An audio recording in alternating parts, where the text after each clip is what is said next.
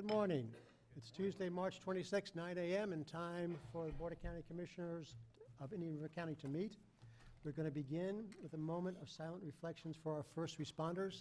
This will be followed by the invocation by Jeffrey Smith and the Pledge of Allegiance led by Commissioner Tim Zork. Please rise.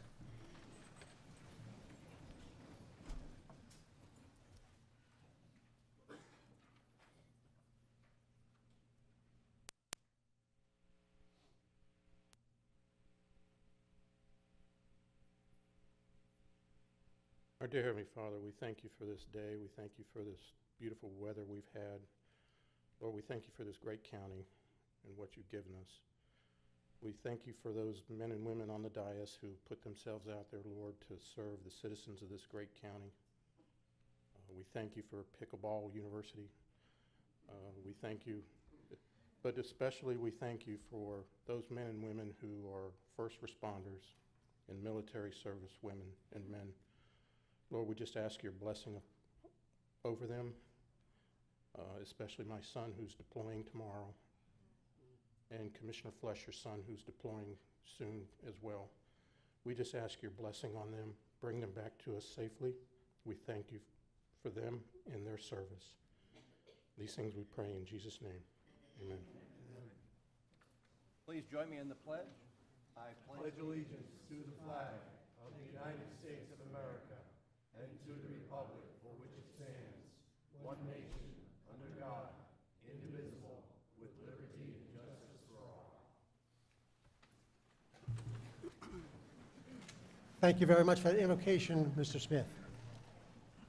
I will ask if anybody wants to speak today or on any specific issue, if you have an opportunity, fill in one of the speaker cards that are in the hallway in the back. That'll help our clerk come up with a better set of minutes after the meeting. So you can either do it now or after you speak, but if you can give your name and address for that on that card, that'll just help her with the minutes. We'll move on to additions and deletions to the agenda. I believe we've been asked to pull 9A and B until the April 9th meeting. Any other additions or deletions to the agenda? Mr. Chairman, move approval as amended. We have a motion from Commissioner Flesher, second by Commissioner Zork. All in favor? Aye. Any opposed? Passes 5-0. We move on to proclamations and presentations. The first is a presentation of a proclamation designating the day of April 9th, 2019 as Equal Pay Day. Commissioner Adams will present to Ms. Jones of the American Association of University Women. Commissioner? Thank you. Ms. Jones, if you'd like to come on up. Happy to read the proclamation. It's my pleasure to read a proclamation designating the day of April 9th, 2019 as Equal Pay Day. Whereas 56 years after the passage of the 1963 Equal Pay Act, women, especially minority women, continue to suffer the consequences of unequal pay. And whereas, according to the U.S. Census Bureau, women working full-time year-round in 2016 typically earned 80% of what men earned doing the same or comparable work, indicating little change or progress in pay equity.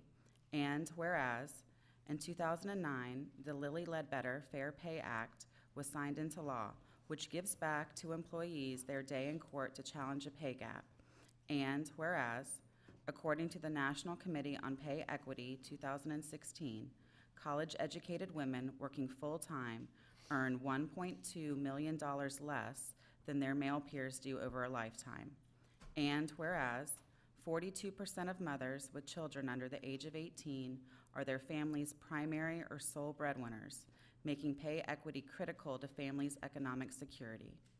And whereas, according to the Fight for Pay Equity, a state roadmap for Florida, the median annual earnings in 2017 for men in Florida was $42,261 compared to $36,746 for women, an earnings ratio of just 87%, or fourth out of all states in the District of Columbia. And whereas fair pay strengthens the security of families today and eases future retirement costs while enhancing the American economy. Now therefore be it proclaimed by the Board of County Commissioners, Indian River County, Florida, that the day of April 9th, 2019 be designated as Equal Pay Day in Indian River County, and the board encourages all citizens to recognize the full value of women's skills and contributions to the labor force, and to further encourage businesses to conduct an internal pay evaluation and to ensure women are being paid fairly and equally. Adopted this 26th day of March 2019 and signed by all 5 county commissioners. Ms. Jones, it's always a pleasure to see you.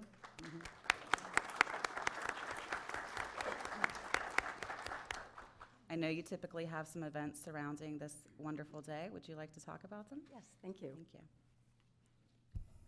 Yes, thank you very much for the opportunity to address the Indian River County Board of Commissioners and for proclaiming April 2nd as 2019 as Equal Pay Day in our county. My name is Suzanne Jones, and I am a member of the Vero Beach chapter of the American Association of University Women. AAUW was founded in 1881 for the advancement of women and has fought for issues such as voting rights, education, health care, equal employment, and equal pay for 138 years. As you might know, despite civil rights laws and advancements in women's economic status, workplace discrimination persists. Typically, women working full-time continue to take home about 80 cents for every dollar a full-time male worker earns for equal or comparative work. Women of color fare much worse. The gender pay gap exists across all demographics in every part of the country and in nearly every line of work, including female-dominated professions like teaching and nursing. When women enter what have historically been male-dominated professions, the salary level tends to decrease for both men and women. When women have a lifetime of lower wages, it not only affects their day-to-day lives, but also their ability to pay off their student loans, decreases retirement benefits, Social Security, and savings. A list of equal pay laws throughout the nation by state, which was compiled by the AAUW National Research and published in September of 2018, shows that out of 24 equal pay laws throughout the nation, Florida has only instituted 5. And Florida's total of 27 districts, our district, District 8, that's us, is ranked 26 out of 27 with an earnings ratio of 77.7%. The highest district, District 24, pays their women workers 97.3% of their male workers. Okay, that's all the bad news and statistics. Now, here's the good news. I was hoping that last year that I would have good news to share this year, and I do. On Tuesday, March 5th of this month, the House of Education and Labor Committee approved the Paycheck Fairness Act. Now it advances to the House floor where they are going to vote on it this week. This act would update the Equal Pay Act of 1963 by closing loopholes in the law, strengthen penalties for violations, prohibit the use of salary history in employment decisions, prohibit retaliation against workers who voluntarily discuss or disclose their wages, and support data collection and research. I would ask you to phone our House Representative, Bill Posey, at his district office here in Building A at phone number 772-226-1701 and urge him to vote yes on this important legislation. Another piece of legislation, the Fair Pay Act, this is different, should be enacted by Congress and is aimed at curbing the financial impact of occupational segregation for women and workers of color. In other good news, a recent ruling by the Federal District Court in Washington, D.C. stated that the U.S. government acted illegally when it stopped the Equal Employment Opportunity Commission from collecting compensation information by gender, race, and ethnicity from large companies. The government was ordered to move ahead with requiring private employers and federal contractors with more than 100 employees to provide pay data to the EEOC by May of this year. State laws now addressing pay gap vary considerably. The Helen Gordon Davis Fair Pay Act is aimed at creating positive change in gender pay inequity in the state of Florida. And I encourage you to voice your support by contacting Debbie Mayfield and demand equal and fair pay for women in our state. This is AAUW's 4th consecutive year in coming to you proudly and gratefully to accept our county's Equal Pay Day proclamation. Your interest is exemplary. This year, we are asking you to consider the history of our close neighbor, Fellsmere, by proclaiming Indian River County the first equal pay county in Florida. Fellsmere has shown us the way by being the first city in Florida to give women the right to vote by municipal election in 1915. I'm sure that took a lot of courage and forward thinking on the part of their community leaders. Boston, Massachusetts is a present-day example of the same courage in initiating equal pay efforts. I recently read an article from the New York Times dated May 2018, and it's entitled, "How Boston is Trying to Close the Gender Pay Gap." They have partnered with their local American Association of University Women branch and has sponsored many Work Smart and Start Smart pay negotiation workshops throughout their city. Now, the Work Smart pay negotiation workshop is designed for women that are already out in the marketplace. The Start Smart pay negotiation workshop is for women who have recently finished their education and training and are just entering the workplace. Boston has found that not only have women fared better, but it has also boosted the local economy and opened doors for women of all economic and racial identities. Companies have to do the right thing because talent is not going to stay with them. We have to ask, what does Boston have that we don't have? I know I can speak for our local AAUW branch in offering our assistance in this effort. So this is our challenge as citizens of Indian River County to support women by taking action for change. Thank you again for your time and interest in the women of our community, and we're very honored by this proclamation. Thank you, Ms.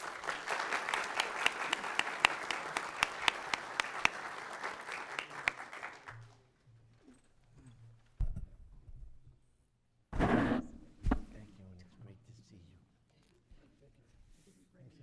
Thanks. I'll share Peter's. The clerk has to have one, too.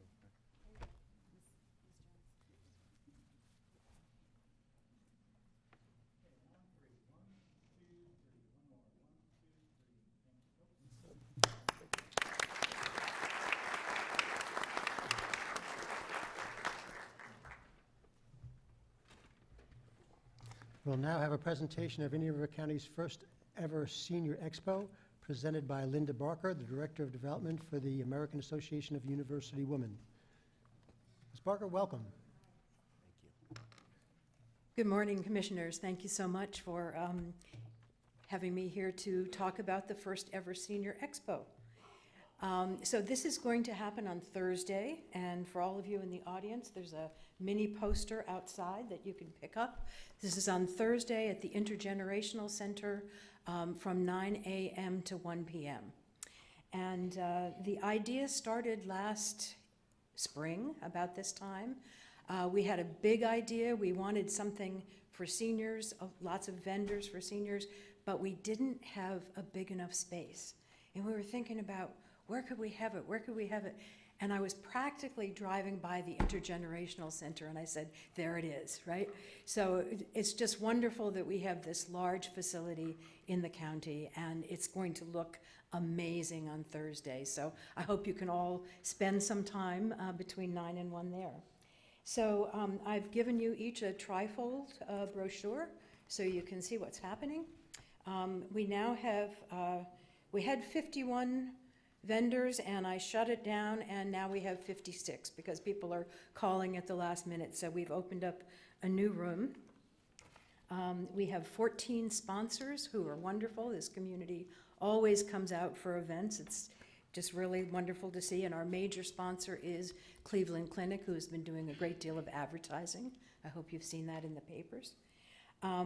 The major sponsors are doing presentations, so we'll have 4 presentations in a separate room where Commissioner O'Brien holds his meetings, right? We're going to have a presentation on hospice from the VNA, on diabetes and eye care from Florida Eye Institute, advanced treatment for stroke from Cleveland Clinic doctor, and skin cancer prevention and treatment options from another Cleveland Clinic doctor. And we're also going to have 6 free screenings at the different booths. So I think it's going to be really fun. We're up to capacity almost at the center. And I see that your next speaker is from the STEAM Fest. And I just want to say that we have worked together really cooperatively because we're sharing that space in the IG Center. They did the design for all the booths, and we're sharing the expense of those booths, and that's why we're back to back with these 2 events. So if you have any questions, I'd be happy to answer. Comments? Looks like it'll be a great event. Thank you to all the hard work you've done to put that together. Oh, you're welcome. And I hope you can come down for a few minutes, right? Now, what's the age limit to qualify? I know you're all Do going I to, qualify? Okay. you're going to be there to check it out for your parents, right? Right, yeah. Thank you so much. Thank you very much. Thank you, Linda.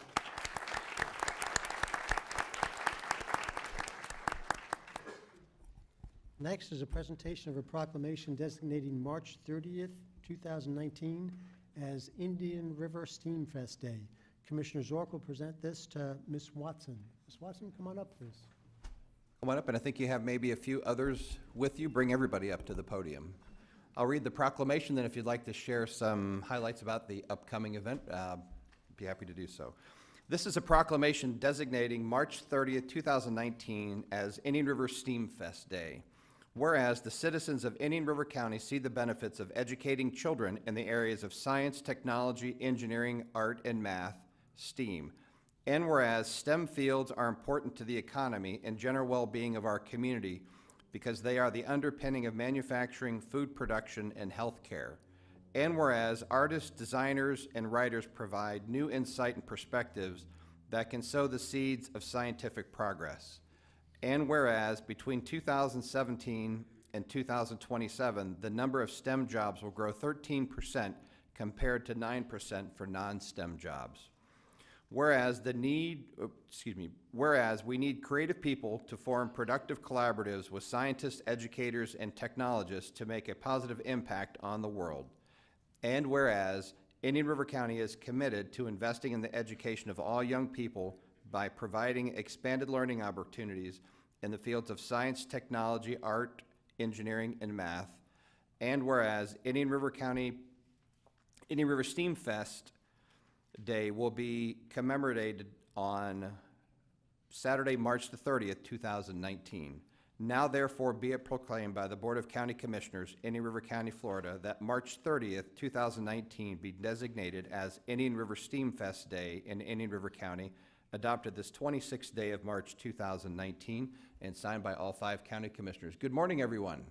Morning. Good morning. Thank you for having us. We're very excited for the event coming up this Saturday. March 30th at the IG Center. First, I just want to thank you, Commissioners, Mr. Brown, for acknowledging the need to promote science, technology, engineering, art, and math to the students and the families here in Indian River County. We had a great event last year. It was great to see you, Commissioner Zork, Mr. Brown. Your family is at the event. We're so excited for this year's event. Again, it's from 10 a.m. until 4 p.m. this Saturday, and we are very honored to have a mobile planetarium this year that's going to be there for the students. We have 10 art classes taught by some of the best art teachers in our county. We have 4 mad science shows that are going to take place at the event. Exhibitors like FAU Harbor Branch is going to bring their marine animal emergency vehicle. The National Weather Service is coming to teach about hurricanes. Florida Polytechnic University teaching coding to the kids. Indian River State College is coming this year, as well as a STEAMposium featuring the STEM-related projects of some of our public school students. So in total, there are 62 hands-on STEAM exhibits that are going to take place this year at the beautiful Indian River IG Center, which we're very excited to use and hope to continue to use in the future for this event. It's the perfect space. So thank you again for your support of that.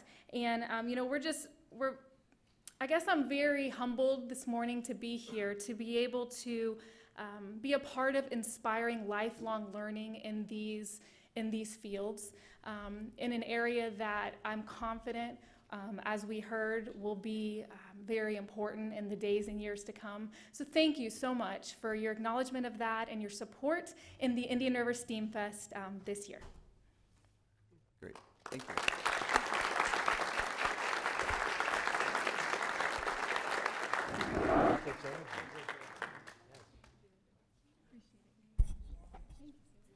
Everybody's got to run the gauntlet. Thank you. Thank you. Thanks for doing this. Thank you. Thanks for doing this. Yes.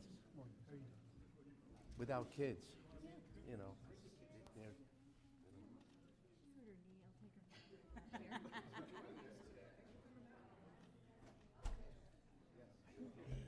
Don't scoot back up. Hey. All right. That was too pretty to not be in it. Yeah, right?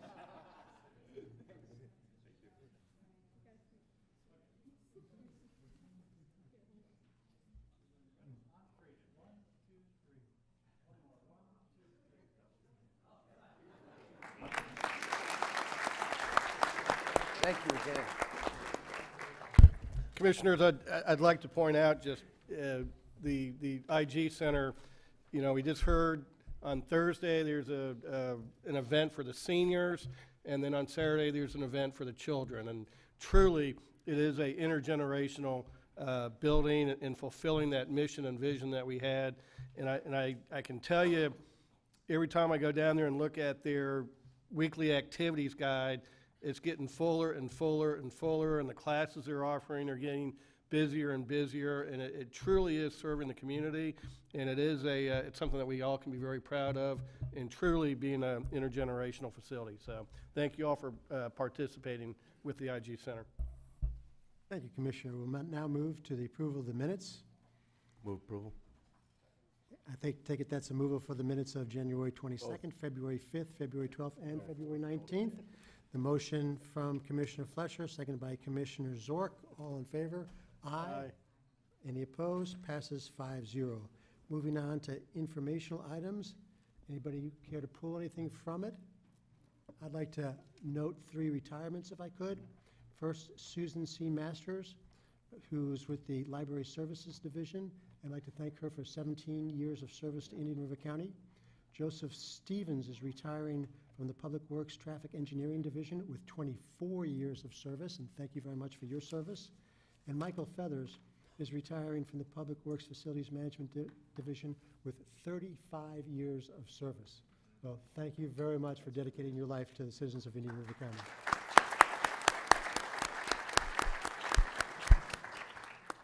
Move on to the consent agenda. Commissioners, anybody wish to pull anything from the consent agenda? I'd like to I'm sorry. I'd like to pull 8F if I could. Mr. Chairman, I'd like to pull 8P, as in Paul. Anyone else on the dais? I'll ask if there's anybody from the public who'd like to pull anything from the consent agenda for discussion. There being none, be happy to Move have a approval as motion. amended. Motion from Second. Commissioner Flesher for the approval as amended. Believe the second was by Commissioner Zork. And any other discussion? All in favor? Aye. Any opposed?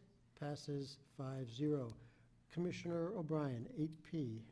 Thank you, Mr. Chairman. This item is a budget amendment for an intergovernmental coordinator, public information officer position.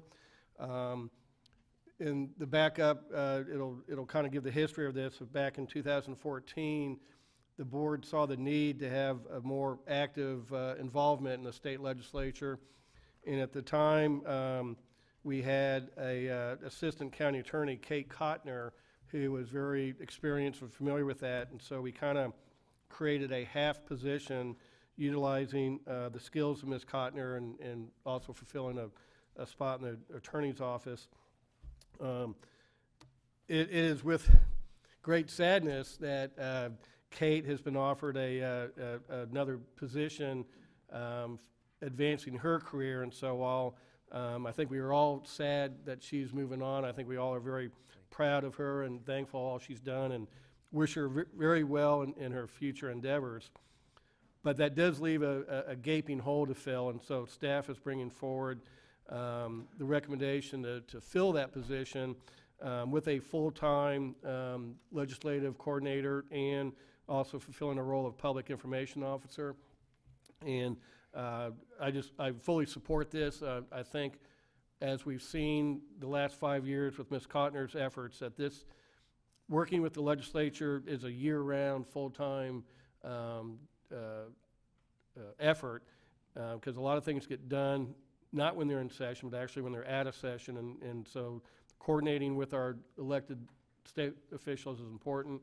And also with these days, with the media and social media and stuff, I think having a public information officer that can handle that and coordinate those type of things is also important. So while this is adding a position and a salary adjustment, I do believe it's fully justified. And again, I'm sure we'll have something a little bit later, but I want to publicly thank Ms. Kottner, who I don't believe is here today. She's on her way to Tallahassee, fulfilling that position. And so I just do want to commend her for the job she's done.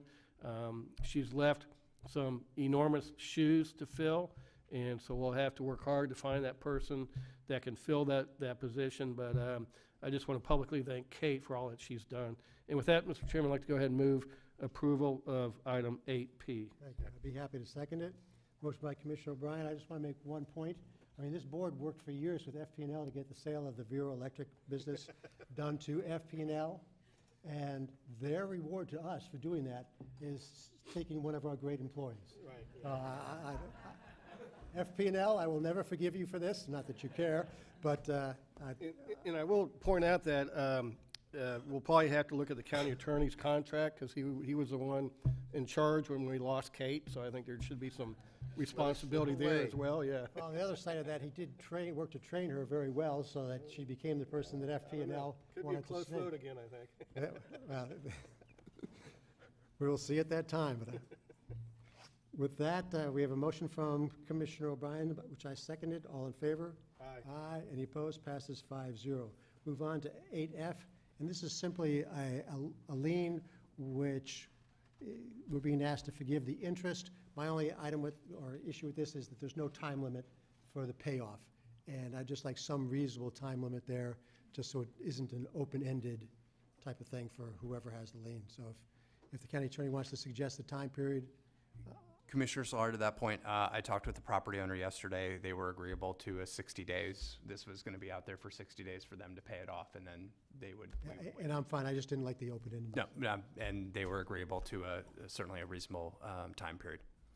Thank you. Mr. Chairman, I'll make a motion that we approve item 8F with a 60-day time limit. Motion from Commissioner O'Brien. Second. Second by Commissioner Flesher. All in favor? Aye. Any opposed? Passes 5-0. We did we make the motion for the consent agenda itself?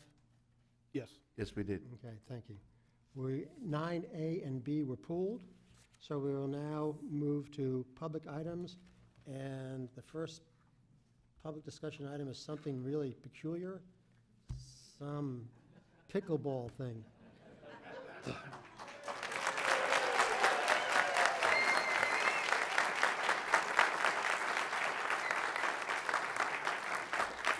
Welcome.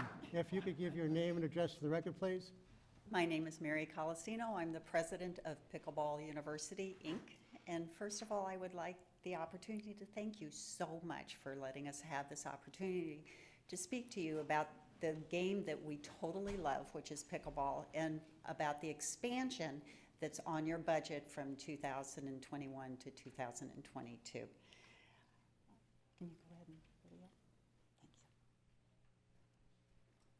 Thank you. Pickleball started in Vero with just 6 families in 2013. With 60 members in 2015, Pickleball University became a club. Fast forward to 2019, and we now have over 470 members. For many, it's less a sport than a way of life. The play doesn't begin and end on the courts, but extends to friendship and fun in the form of social events, community outreach, and opportunities to volunteer and mentor. We are a friendly and generous group. This shows with the many programs we provide for the community. Free instruction of Pickleball 101 for all, a summer kids program in conjunction with the City Recreation Department, teaching pickleball to elementary and high schoolers, and our outreach program for at-risk students. And finally, teaching physical education teachers so that Vero Beach Pickleball will continue for years to come. You cannot discount the health benefits of pickleball, with members playing 3 to 4 hours a day, sometimes more, and the healthy lifestyle that comes with playing. These courts are important to maintaining that health. Thank you for watching this video. You can learn more about our financial needs by reading below.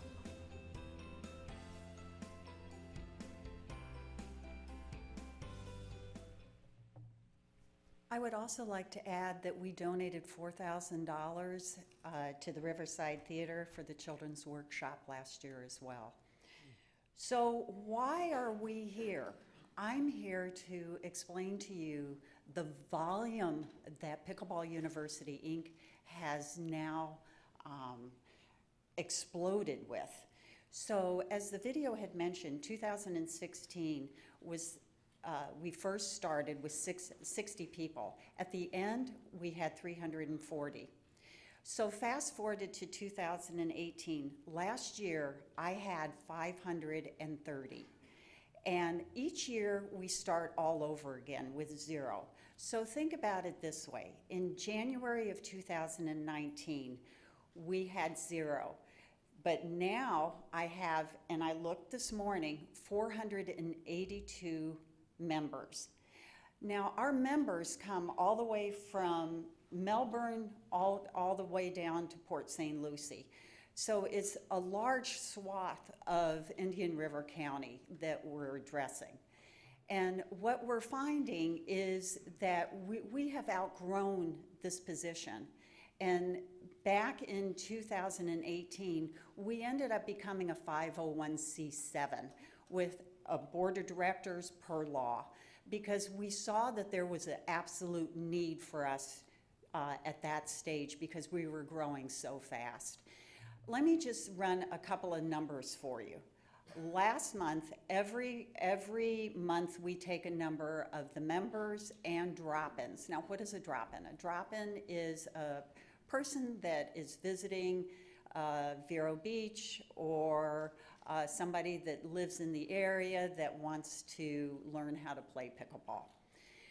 At the end of the month, we had 550 drop-ins and our normal members.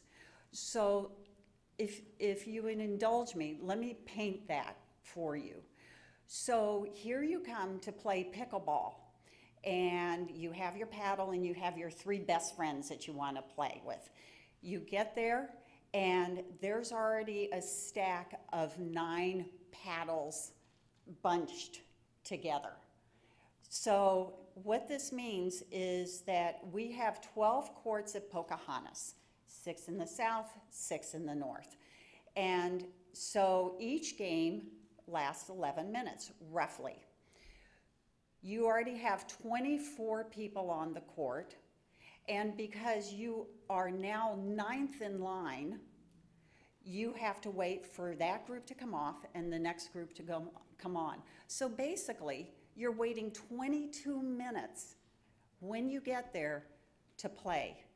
Now, the logic would be, well, why don't you change things up? Well, we have. We used to do open play, which anybody can come in and drop in from Tuesday, Thursdays, and Saturdays from 8:30 to 2.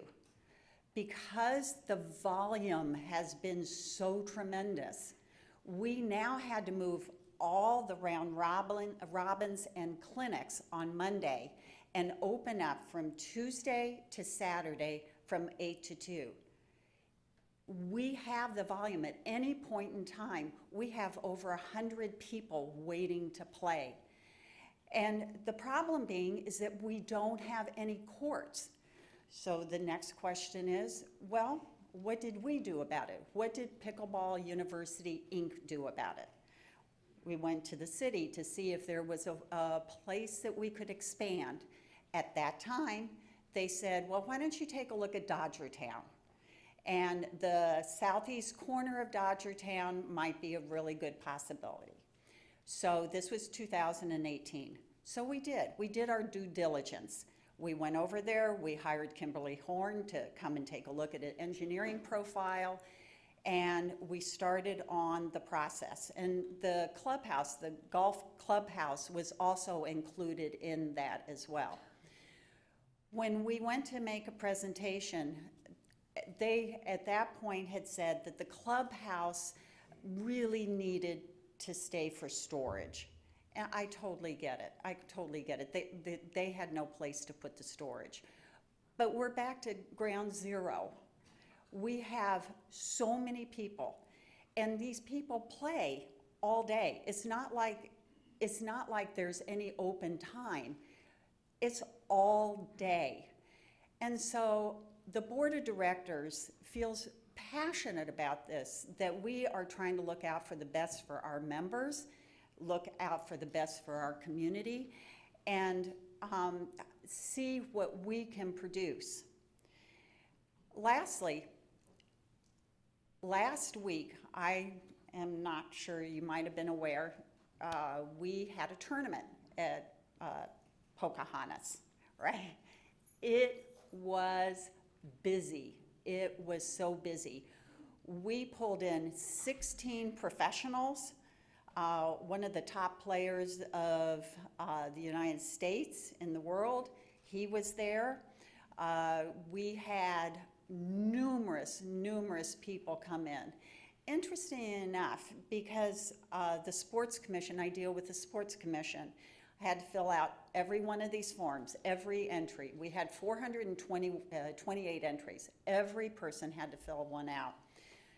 Interesting enough, 18% stayed in the hotel or Airbnb.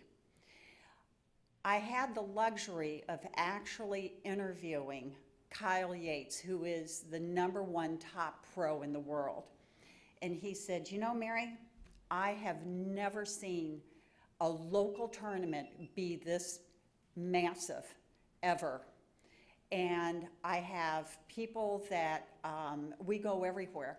And he said, I just haven't seen this many spectators.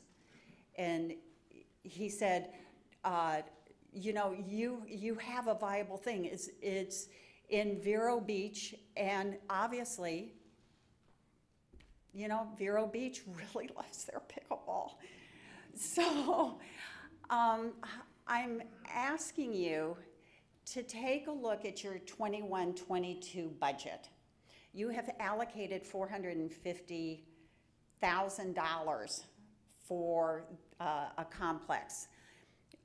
We would love, Pickleball University and the board of directors would love to be able to work with you on moving that forward, even if it's in incrementals, even if you just take part of the funds and put extra courts in.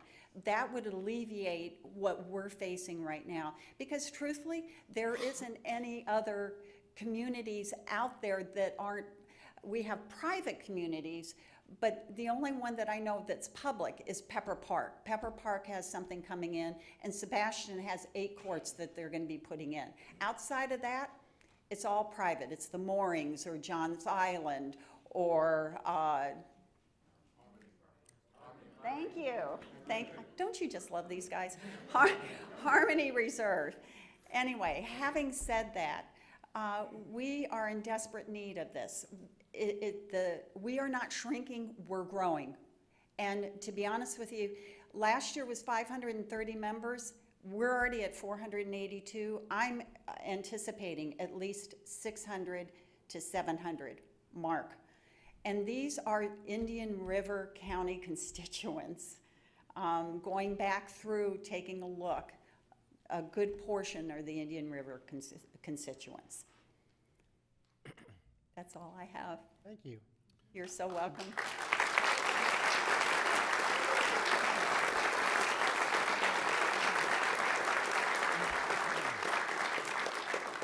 Do you have any questions that I might? Yeah, couple. Jason, do we have a location for this yet, or? I think our primary location for that would be at South County Park is what is the most likely location that we have for an additional pickleball court. That's the preferred option. And then, Mary, you know, if you all had your wish, how big of a project are we looking here? You know, both number of courts and how many acres and. Interesting enough, to Jason's point, we took a look at South Park. And South Park, if we want to bring in the volume for tournaments, South Park is not going to be able to utilize what we're looking at. So when we were looking at Dodgertown, we were going to put in 16 courts plus 2 stadium courts for that. And so, and that was approximately 2 acres or 2.5 acres at that point. And so I would encourage you to stay within that realm. I know talk has been had about going over to the fairgrounds. That would be a possibility. Dodgertown would be awesome, but I'm not sure we're a passive activity, but you never know. So we are in a dilemma. We really, really are in a dilemma. And part of this video that I am not speaking to is that we're in the process, our club is in the process of doing a GoFundMe for Pocahontas Park. And why is that? Because the north courts, when they were built on asphalt and cement, and all that needs to be ripped up. And so when that happens, we're down to 6 courts, and that is not going to be a happy situation. So, Commissioner, just to follow up, Mr. Chairman, one thought I've had, and I've actually discussed this a little bit with former Mayor Howell, is to approach the city to see if they would consider pickleball courts to be an appropriate use at the golf course property. And I'm thinking kind of the north end up there, up near the clubhouse. And also that's the area that has the FAA restrictions, so there's not a whole lot that can be done there because of the airport. But to me, it would tie in because you would have hopefully the restrooms will be working in the clubhouse. You have parking there, and it would be, as evidence, it'd be bringing a lot of citizens from all over to utilize that area. And then, of course, we'll have the walking trail that'll tie in with that. So, in my mind, I think it would be a very good location. And so I just wonder if the commission feels the same way, and I'll be glad to go approach the city formally and get their permission first before we do anything formal. But I think that'd be something that we could work with the city and resolve an issue that affects residents both in the county and in the city. Well, on that one, I certainly don't mind us looking at the 5-year plan and talking about pickleball. I mean, it's reasonable for us to look at a 5-year plan. But as someone who tried to get that Dodgertown deal done, we talked about passive recreation. I'm not even sure if we've closed on the project, and we're already talking about changing that. I mean, to me, the promises we made when we were negotiating for Dodgertown were made in good faith with the idea that we were going to keep them. And again, now we haven't even bought the property, and we're talking about changing them to something that's very, very active. So I couldn't support that just because of the work I did to try to get that bought by the county, which was extremely difficult, and done with the idea that we were going to do clearly stated things moving forward. So I myself. And I certainly understand and appreciate that, Mr. Chairman. Just that's why I would think we would go to the city and ask them first if they felt that would be appropriate, because as Dylan has pointed out, they want to continue to use the clubhouse for storage, and technically that doesn't fall under passive open space. So, we're going to have to amend it just because of things like that. So, but certainly I wouldn't want to do anything before we go to the city and get their permission, and they may view it as favorable as well. So, but it's just hopefully a potential solution, because space is a problem, I think, for trying to solve this. And I'd be very happy to look at other county facilities for it. Yeah, I would agree. I'm happy to look at the 5-year plan. My only concern is that we have things programmed that are in dire need of being done ahead of this. That's why we have kind of a phased-in approach to all the recreation projects. But we can discuss it, and look at that at the appropriate time. I did have a question. I see on your website that you list 4 locations where Pickleball University is playing. On your website, it says Pocahontas Park, South County Park, Intergenerational Center, and Schumann Park. Are you utilizing all those 4 locations? So what we try and do is advertise, so that people that go to our website know what areas that they could go ahead and visit. We basically, our members are at Pocahontas Park, and because we end up having, quite honestly, really great players, that draws it. That draws people coming in from Melbourne and Port St. Lucie. We're more of a destination, and because they end up playing 3 and 4 hours. So Schumann is still available, yes, and don't forget you have 8 courts coming in Sebastian, I think in the summertime sometime, but everything else basically is. Okay, because it might be in the interim, it might be a good idea to look at maybe changing some of your logistics and using some of those, because even if we were to move this up, it would take a while to construct the courts and that type of thing. So you're still going to be faced with this for a while. So if there's those other courts available, if the city of Sebastian is adding 8 courts, now might be the time to talk to them about utilizing those when they're done as well, and kind of spreading out your reach around the county instead of just clustering it at Pocahontas Park as an option in the meantime. Mr. Chairman, yes, thank you. I hold the same concerns with the Dodgertown property. That transaction was on a thread so many times, and we could never grasp it.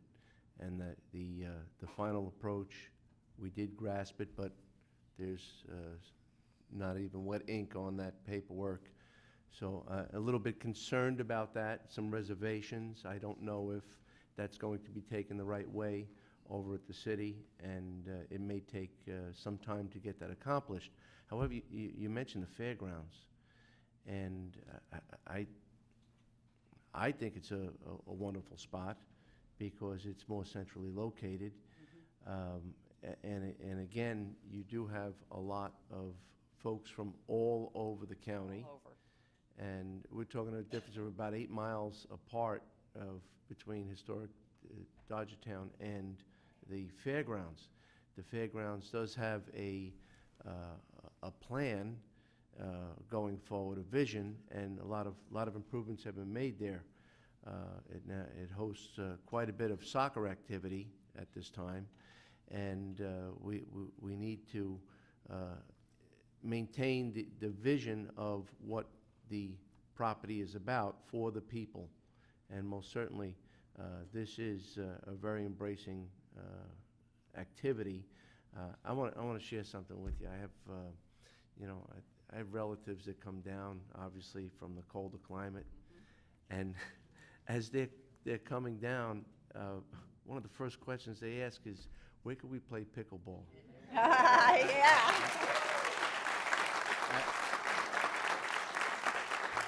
And they're coming from New York and New Jersey and Connecticut, and they love the IG Center. Every time they go, they do wait, you're absolutely right, but it has been between that and the discussion in Sebastian, we live in Sebastian, they'll come and they'll play in it. There were people taking tape and changing the court size. And just a few years ago, we were visiting a new site called Harmony Reserve, and I see Chuck Meckling's right there, and he was touting that, he says, we're going to have a pickleball facility. And I just heard somebody said, what's pickleball? And I wanted to know what cave they came out of for the event, because it is so fast growing. And look at the passion you have here, okay? I mean, you could tell everybody, be there for the presentation, but this is real passion. I know it is. Real passion. Yeah. Yeah. And if you drive in the parking lot, you'll see there's pickleball paddles sitting there waiting too. Yes. And that's a whole nother line. You could probably open up 3 stores in the mall just to supply these pickleball That's it. paddles, the square paddles. So with that, I'd like to maybe perhaps reset the site and look towards the fairgrounds and see if that would be a swifter move rather than put it into a 5-year plan. You were looking to speed the process up, and having to look at the historic Dodgertown would probably be a lengthier pathway. So I don't want you to misunderstand something. We're not specifically looking only at Dodgertown. It was what the city had recommended for us to do for an expansion. And so we're going to leave that in your wonderful, capable hands on which direction you want to put us. We just have the volume, and I'm just turning to you via the members or speaking to the board of directors that we just need more space. And as you well know, or you may not well know, we have had more write-ups in the paper and magazines, the little pamphlets that I gave you. Amy Robinson did a bang-up job on that article in the Vero magazine.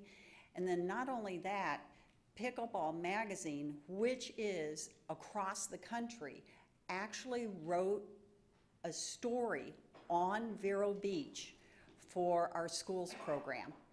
And so we're just getting known, and it's almost like a curse of our own making, because with getting that recognition, of course you get more people. We love it, don't get me wrong, by any stretch of the imagination.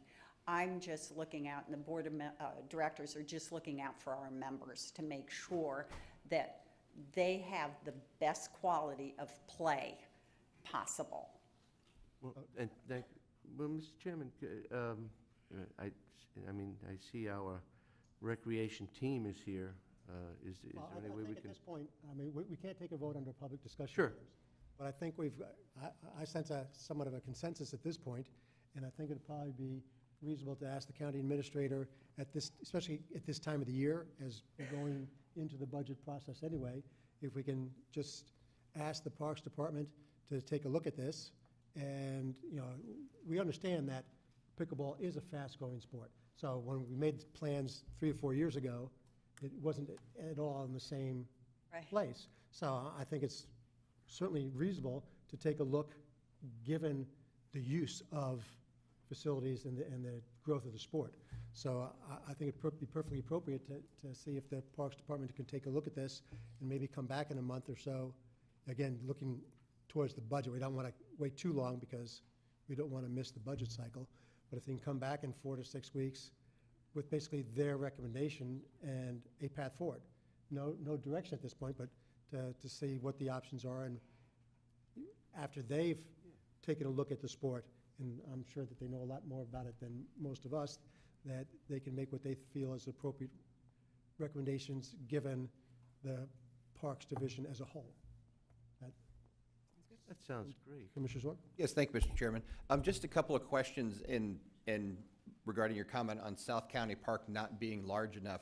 Is it because some of your events, obviously, if you have a lacrosse game on a Saturday and baseball going on a Saturday and a birthday back at one of the pavilions, it's pretty full. So is it more competing at similar times as other activities that make it not a large enough capacity that's there? Or are you guys more of a Monday through Friday type of play, or?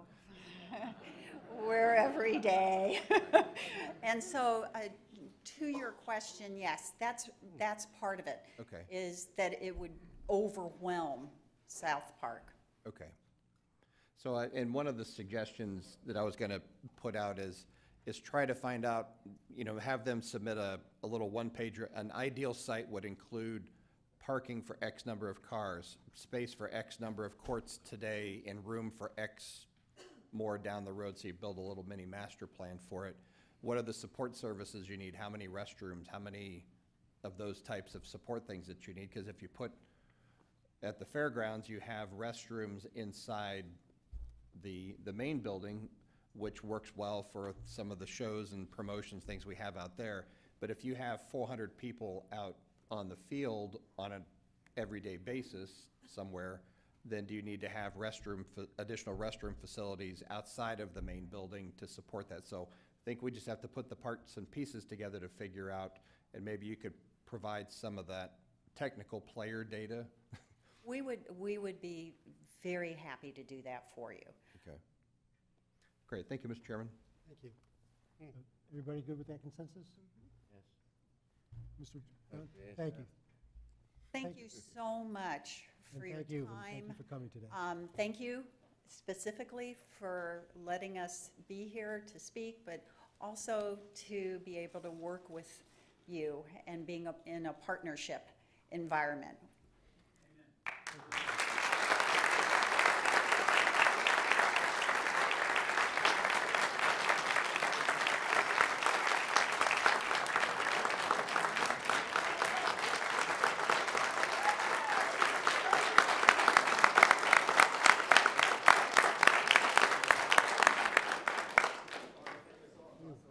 Thank you.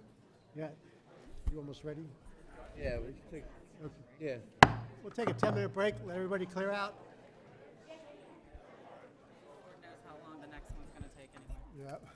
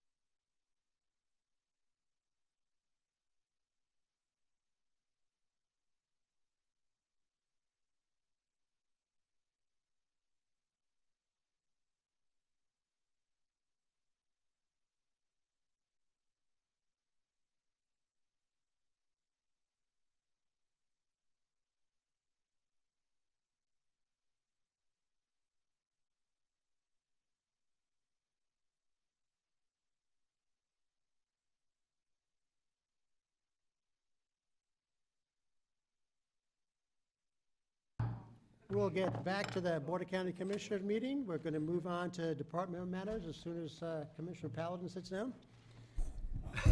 And we have Community Development final recommendations from the Development Review and Permit Process Advisory Committee. Mr. Bowling. Thank you, Mr. Chairman. I figured the only way I could get a standing ovation this morning was to not do a PowerPoint, so I'm not doing a PowerPoint. Thank you. Thank you very much. Thank you. Appreciate that. Worked on that all night. So staff is here to report the final recommendations from the Development Review Committee, and we emailed the report to our email group, so former members and interested parties have it, and then we may have some people that will want to speak to this particular item. So the committee was established by the board in 2017, and they began meeting in October of 2017, and over the following 12 months after that, they met 10 times, and they came to you all with a few sets of recommendations that you acted upon. I think they had committees had a lot of accomplishments, streamlining some processes, making some improvements in development review processes, and coming up with a compromise development fee schedule. At their last meeting before they sunsetted in October of 2018, they determined they had 6 items of unfinished business, 6 items that they wanted to discuss. So they asked, and you all granted them a couple of extra meetings, 1 or 2 extra meetings. And they conducted 1 meeting in January and got all of their business finished, and essentially sunsetted themselves in a sense at the end of the January meeting. So needed a couple of things to follow up on with a few of the members before coming to you all, so I'm presenting this today. Of the 6 items, and this is all outlined in the staff report, that the committee revisited or visited for the first time in January, they came up with 3 recommendations to you all, and these are outlined in staff's report to you. The first one is essentially requesting that the board establish a practice or policy. If there are any regulations or changes that would affect the development industry, for staff to present to you a cost-benefit analysis. No real deep dive, detailed specifics with the recommendation, other than to at least look at anything that's either qualitative or quantitative or life cycle related. I think a lot of times that type of information is conveyed to the board, but to make it more of a formal policy. So that's one recommendation. A second recommendation was to codify a draft LDR amendment that staff supports, to codify a practice we have regarding certain types or species of palm trees that can count for canopy trees. And we have in your backup a regulation change for that, and staff supports that. There may be some other landscaping items. Working with one of the members, Mr. Meckling, we're willing to take a look at some of our size standards in the landscape ordinance, maybe match them up with nursery standards, nursery industry standards. That could be a separate item that we pursue at some other time. And the third item related to littoral zones, and actually January was the 4th meeting of the committee that littoral zone requirements were discussed. They actually discussed it 3 times prior. And our littoral zone requirements, and we have a lot of backup with our report for this morning regarding littoral zones. Those are basically wetland plantings that are planted along the shoreline of a pond or lake in a shallow shelf type of area. The comprehensive plan and the land development regulations of the county require that any project over 10 acres in size that creates an artificial water body have littoral zone plantings. And essentially the reasons for that, and most of our comprehensive plan policies are actually centered in the conservation element. There is a reference in the stormwater element as well, but it's water quality with nutrient uptake is one of the reasons for it. Also creating habitat in a kind of a more of a living pond or living lake type of issue, and as well as aesthetics, and those are the basic reasons for it. The St. John's River Water Management District deals with engineering and water quality, and they do not require littoral zones, although it is an option toward meeting some of their water quality standards. Some of the reasons that committee members either wanted to adjust or change the littoral zone requirements or to do away with them altogether is concerns about maintenance. We actually put these in developments. It requires harvesting and maintenance to maintain them properly. And that can be an issue with homeowners associations, for instance. Having the habitat attract wildlife, in some cases, some thought it really created a nuisance or could create a nuisance situation. So they were kind of looking at the pros and cons. Those were all discussed, again, over 4 meetings. I think for this last meeting in January, and you could see this reflected in the minutes, there were a number of attempts at motions to make some changes to the committee's September recommendation, and none of those motions passed. So the September meeting recommendation from the committee stands essentially by default, and that recommendation is that the Board of County Commissioners amend the comprehensive plan and amend the land development regulations to delete the local requirements for littoral zones and essentially default to the St. John's Water Management District water quality standards, at which point, there are designs where there'd be no littoral zones, and if a developer opted to use them, they could use them under the St. John's requirements. So that's the committee's third recommendation. Staff does not support doing away entirely with the littoral zone requirements. So that's just kind of a summary of the 3 recommendations that's summarized in staff's report. And so staff's just looking for the board's direction. I think with each one of the 3 recommendations, if the board would like to pursue the action, I can prompt you a little bit on what type of action that would be. Thank you. Any questions for Mr. Bowling? Not at this time. I'll ask if there's anybody from the public who'd like to speak on this item. Come on up, please, name and address for the record. Yeah, Richard Baker, I'm with the Pelican Island Audubon Society, and I think we need to promote as many native plants as we can. I think the littoral zone around water bodies is really critical for wildlife. We're losing our wildlife. I would like to emphasize native plants, and especially live oak trees too, because they produce, in our county, 400 different species of caterpillars, butterflies, and moths, which the birds need to produce offspring, because they have a lot of fat and protein in those caterpillars, and it's really, birds won't nest unless they have a good food source. So for birds, it'd be good.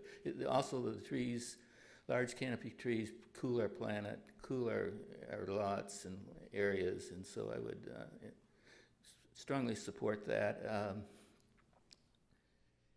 I think a lot of these water bodies have grass going all the way on down, and I think with the fertilizer ordinance that you've passed, that you're supposed to be 4 feet away with having turf down there, and so I'd like to see that enforced a little bit with the fertilizer ordinance. I think, Stan, is that included in there? Well, the littoral zone requirement is going to deal with some of the shoreline, but there are areas that are where the sod, there is a limit to the sod in terms of its actual distance to the water level itself to control elevation. So I think that's already taken care of in the other requirements. The littoral zone requirement, though, is going to be an area if there is runoff, at least the area where there might be sheet flow into the littoral zone, there will be nutrient uptake there as well as anything that it draws in from the water body itself. Mm-hmm. But you could plant some ground covers, native ground covers that can easily be mowed, that don't require any fertilizer, don't require any water. There's some really nice ones out there, and I would encourage that we try to suggest that we do this. Thank you. Thank you. Anyone else here care to speak? Name and address for the record, please. Chuck McLean, 5070 North Highway, A1A, committee member. And what I wanted to speak about, and I agree to a great amount with Dr. Baker, the reality, though, is we had a lot of discussion, and part of the discussion was about the design of the littoral shelves. When the littoral shelves are so shallow, and you have a pond area with the plantings, and you don't have any rain, what happens is the evaporation of the water, the plants are exposed, they die, it becomes an extreme maintenance situation. And what in all the discussions that went around, and was a discussion about how the St. John's addresses this, because it's about the cleansing of the water, and they have a water harvesting program, so your waters are stay on site, and they're used for irrigation in common areas, things of this nature. So all that was trying to be addressed was adding another tool in the toolbox, of which the St. John's has, to say to ourselves, is this an option that would make sense for these programs or these developments? Trees around the area, those sort of things are not what was the problem, but I can show you in practicality in the field, and sometimes the book stuff versus the practicality in the field, there's sometimes a world apart. One of our other projects has a deeper cut shelf that comes off of the lake.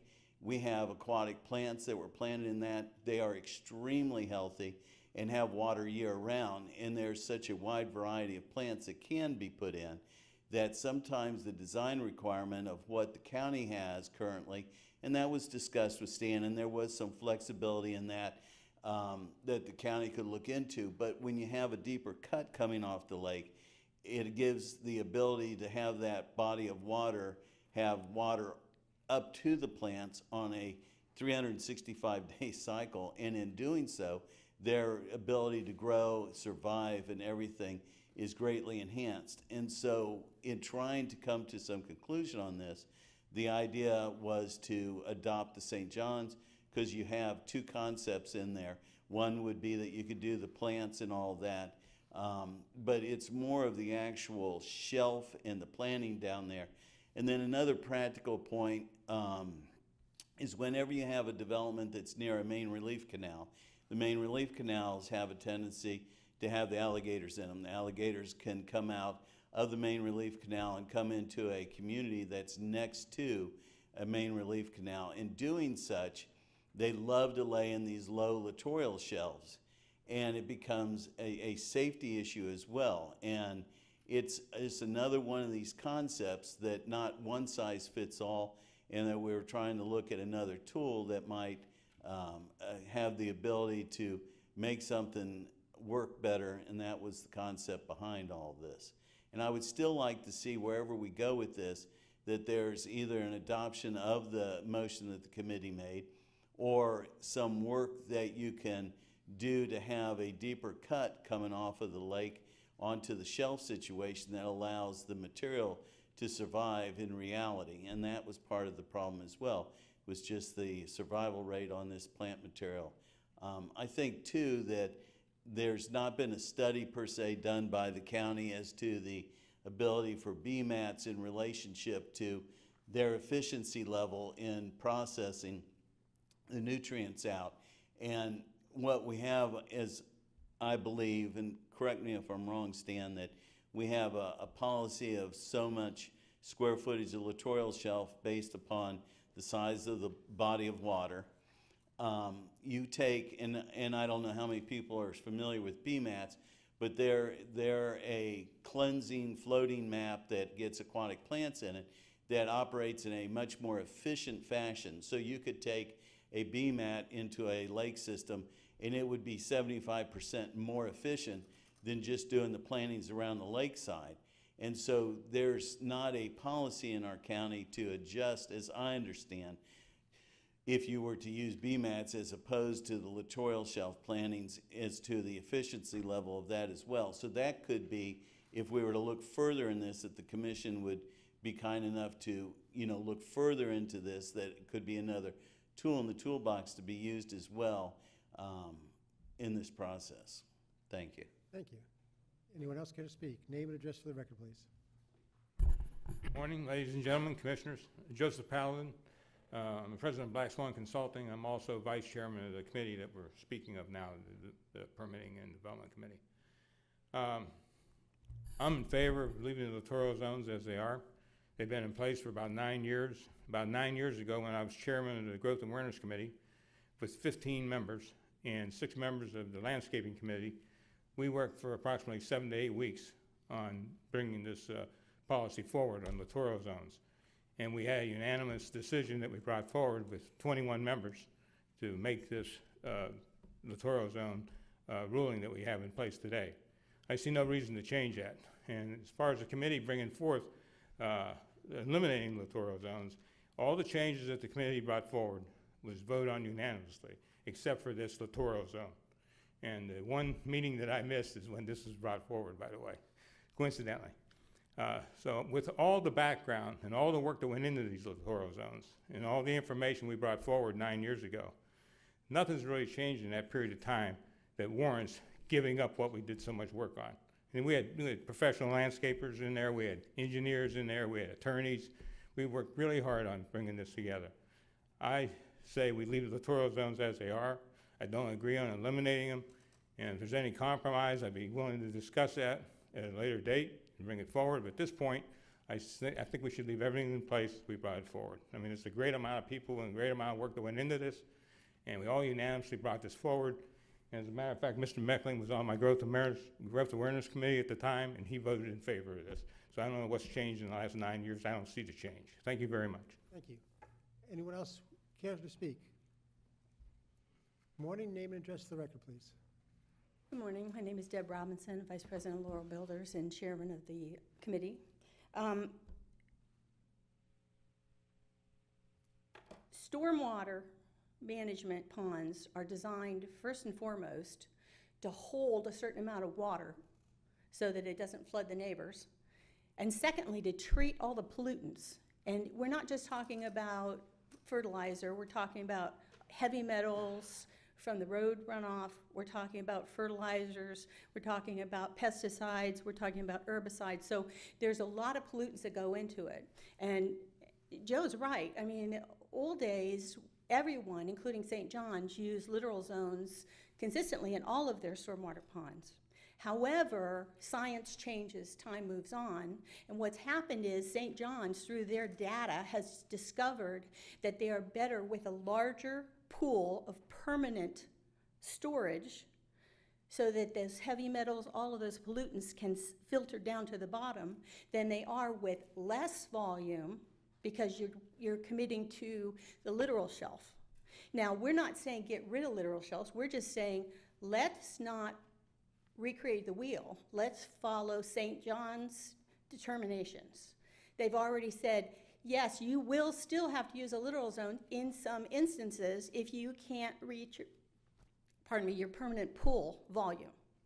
So it's not a matter of that we're mad at littoral zones, it's that these professional scientists have determined through significant data, research, and experience that this is a better way to go.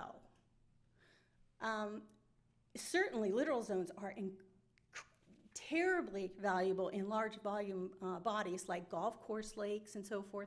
But these little community lakes that are surrounded by houses, what happens is, first of all, our average house price in this community is like $200,000.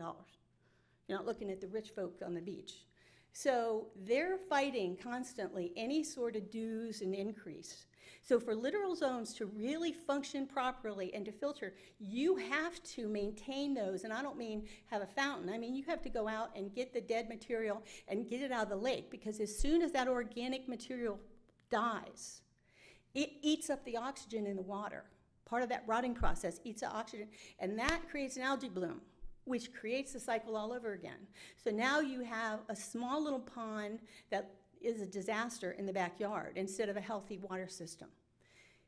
The other thing you have to take into consideration is that you're bringing all of these pollutants into this water body for a reason, because you don't want it to get into the native habitat in the rivers and the lakes and the ultimately the ocean. So the more of a desirable location, you're just inviting this wildlife to come in and eat poison. That sounds a little extreme, but that's the truth. I mean, you have, we talk about mercury in our fish that we're eating out of the rivers and the oceans every day.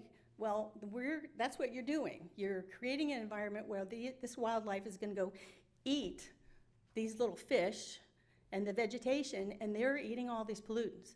That's just a minor personal thing. So, I mean, most people think that's a little wacko, but There's another issue that I find much more concerning, and that is as we do infill building, there's less and less place for wildlife to go. So we regularly have alligators and certainly water moccasins in these little water bodies, and a lot of these lots are only 100 foot deep. So, you know, you don't read very often about all the animals that get eaten by alligators or killed by alligators, but it's pretty common throughout the state of Florida.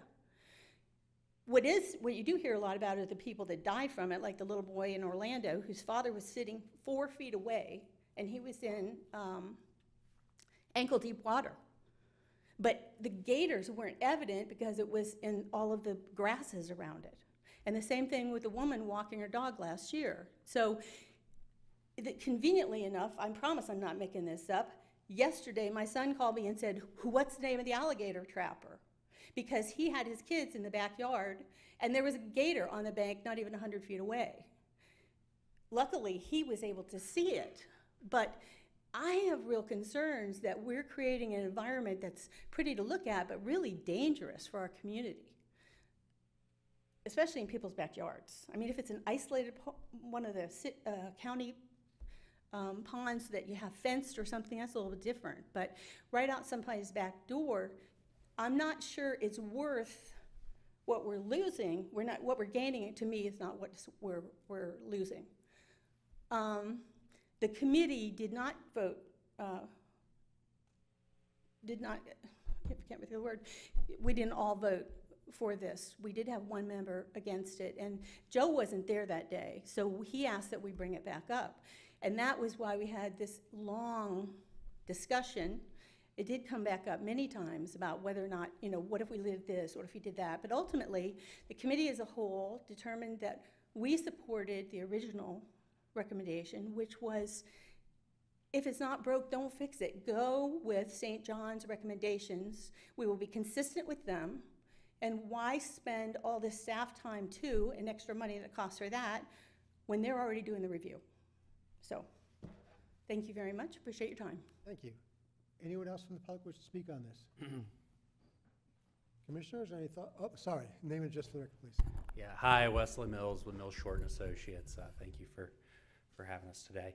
A couple things I wanted to talk about as far as the littoral zones go, and I believe there was a lot of motions back and forth, so I believe that this was my motion, was from a technical aspect as a civil engineer in designing the subdivisions, a couple different things we look at, and I heard that, you know, there were no changes in the design, but there was a pretty significant change around 2013 with St. John's Water Management District, where they recognized that the Indian River Lagoon was an impaired water body and recognized that additional measures needed to be met in the design criteria for nitrogen and phosphorus loading.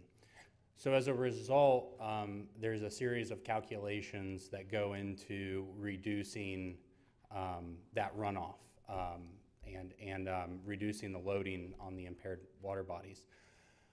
Most of the time, as an engineer, you really look towards stormwater harvesting to address that, because the percent of efficiency that you reduce the pollutants is significantly larger than most of the other items that St. John's allows you to use to eliminate or the runoff or the loading on the impaired water body. So littoral plantings is one of those tools that you can use to reduce that, but in practicality as a civil engineer, normally you look towards stormwater harvesting or some kind of pre-treatment, meaning that you push the runoff into a dry swale and then load it into the wet retention pond. So just looking back through some of the old calculations that we've prepared for other subdivisions, I noticed littoral plantings, you know, you'll see about a 10% efficiency, where stormwater harvesting will range anywhere from 20% to 90%. And I looked in one of our more recent projects and it almost reduced it close to 80%. So we almost never factor in littoral plantings in any of our calculations to meet the jurisdictional requirements. It's purely there as just a county requirement.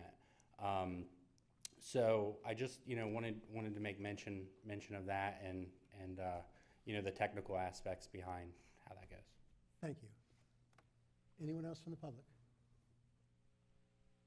There be no one else from the public who wishes to speak? Commissioner Zork? Yes, thank you, Mr. Chairman. A couple of questions for, maybe all for Stan, maybe for others. I was looking at the June 18th St. John's Applicant's Handbook, Volume 2, dealing with stormwater, littoral zone, and some of the new options. And this is, and I guess this version is reflective of after the designation 2013 for the impaired water body, then it moved forward to look at some of the rules of how do we achieve the best goals in dealing with stormwater in individual subdivisions. So when you're looking at what's new, what's changed, this June 1st, 2018 document seems to be something that has changed. It has some new technical data in it. And Stan, so we had the initial September vote that, I know it's always great to have a unanimous vote. And how many total voting members were there on that committee? Was it 10? No, there was an at-large, so it was, Yeah, and then we added. Yeah, I think we tended to have 13 because we had an alternate, so we tended to have a full slate. I think it was 13. Okay. Right. So, boy, to get 13 people to always agree 100% on anything, that's wonderful when it happens. I can't get my household to agree on what flavor of ice cream to have at the store, and there's only 5 of us. But, so apparently that did pass on that version.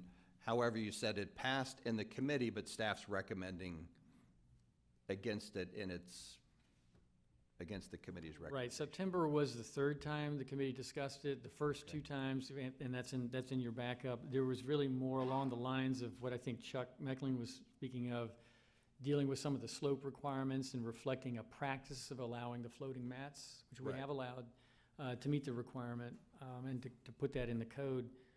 But then in September is where, after more discussion, it was decided to do away with it as a requirement and basically default to whatever St. John's. Right, the versions that they give you more than one way to get there. It's all on how you. Right, and that focuses on their water quality standards, correct. Right. And I know from just driving around that the shallower shelves, that when you get some of the seasonal raising and lowering of the water in the ponds, that the plantings in some cases get overexposed to a dry condition and then they die, and then the HOA, whoever is the responsible party, then has to come back in and replant those I would think at a significant expense. And I have to make sure I do this nicely. I know that stormwater is an engineering function of sorts. And we had an engineer speak this morning, and I know we have our engineering staff. I don't know if they would, I don't want you to necessarily comment on it, because I spoke with you this morning and I said I won't put you in an uncomfortable position. But I think there is a difference of opinion from the folks in the stormwater division and looking at the effectiveness and how littoral zones are put in. If there's anything you'd like to add, Rich. I mean, I know planning is the planning side. When you have stormwater, it's in the same building here, but it's in a different department. And I'd like to just maybe have him, Rich, elaborate on function, practicality, and anything you'd like to add to the discussion. Rich Berger, Public Works Director. You're correct. There's 2 aspects of it. One is the technical, which Wesley went over very well. He is correct. There's the environmental aspect of it also. And engineering, land development engineering, we look at both, right? If the pond is large enough to sustain littoral zones, we support Stan and community development on that. But if the pond is smaller, like Deb Robinson was talking about, sometimes you just can't put the zone in there. And those are the things that the engineers struggle with. Again, Wesley was correct in the fact of you only get 10% of removal in the littoral zones. It's just a fact of life. St. John's, they went to dry retention ponds to push the water in there to be able to get more nutrient removal. It's a good thing. but you have to weigh the two codes that we have and St. John's in order to look at this. And we do that in our reviews, and we work with Stan and his staff, land development staff, and we try to make, the best of both worlds. So from a standpoint of one way or the other, it all depends on the composition of the stormwater ponds, the subdivision, how big it is. So there's really no answer, yes, get rid of it, or no, don't get rid of it. It's a practicality of how does it affect the environment? How do we help process the nutrients out of the water as a group, as a team? Right. And I think flexibility with St. John's, you can go either or, you can go blended. You still have to meet your reduction goals, and this is kind of go into the BMATs, the floating uptake. If we require 1,000 square feet of littoral zone planning, it's not fair to say then you need 1,000 square feet of the floating BMATs because the uptake is higher, and I don't know if we're going to get into reallocating the ratio of that. If one design criteria says you need one type of, if you put in something that has a better value, you shouldn't have to put in the same amount of square footage of it.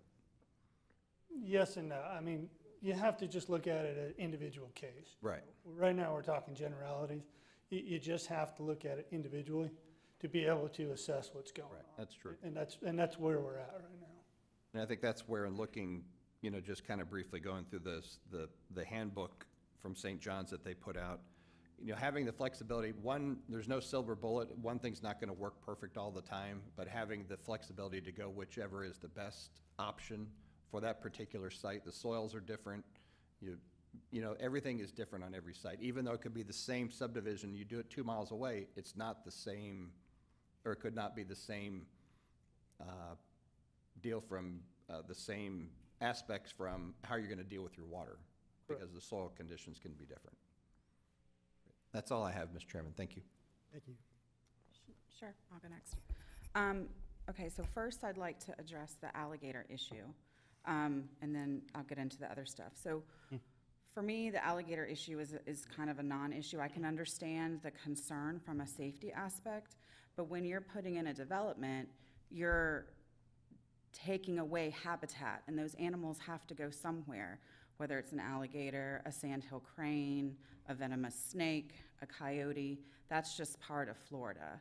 There's alligators in every single water body in Florida, whether it's a retention pond or a canal or just a puddle in the road. I've seen them out, in that. So they have to go somewhere.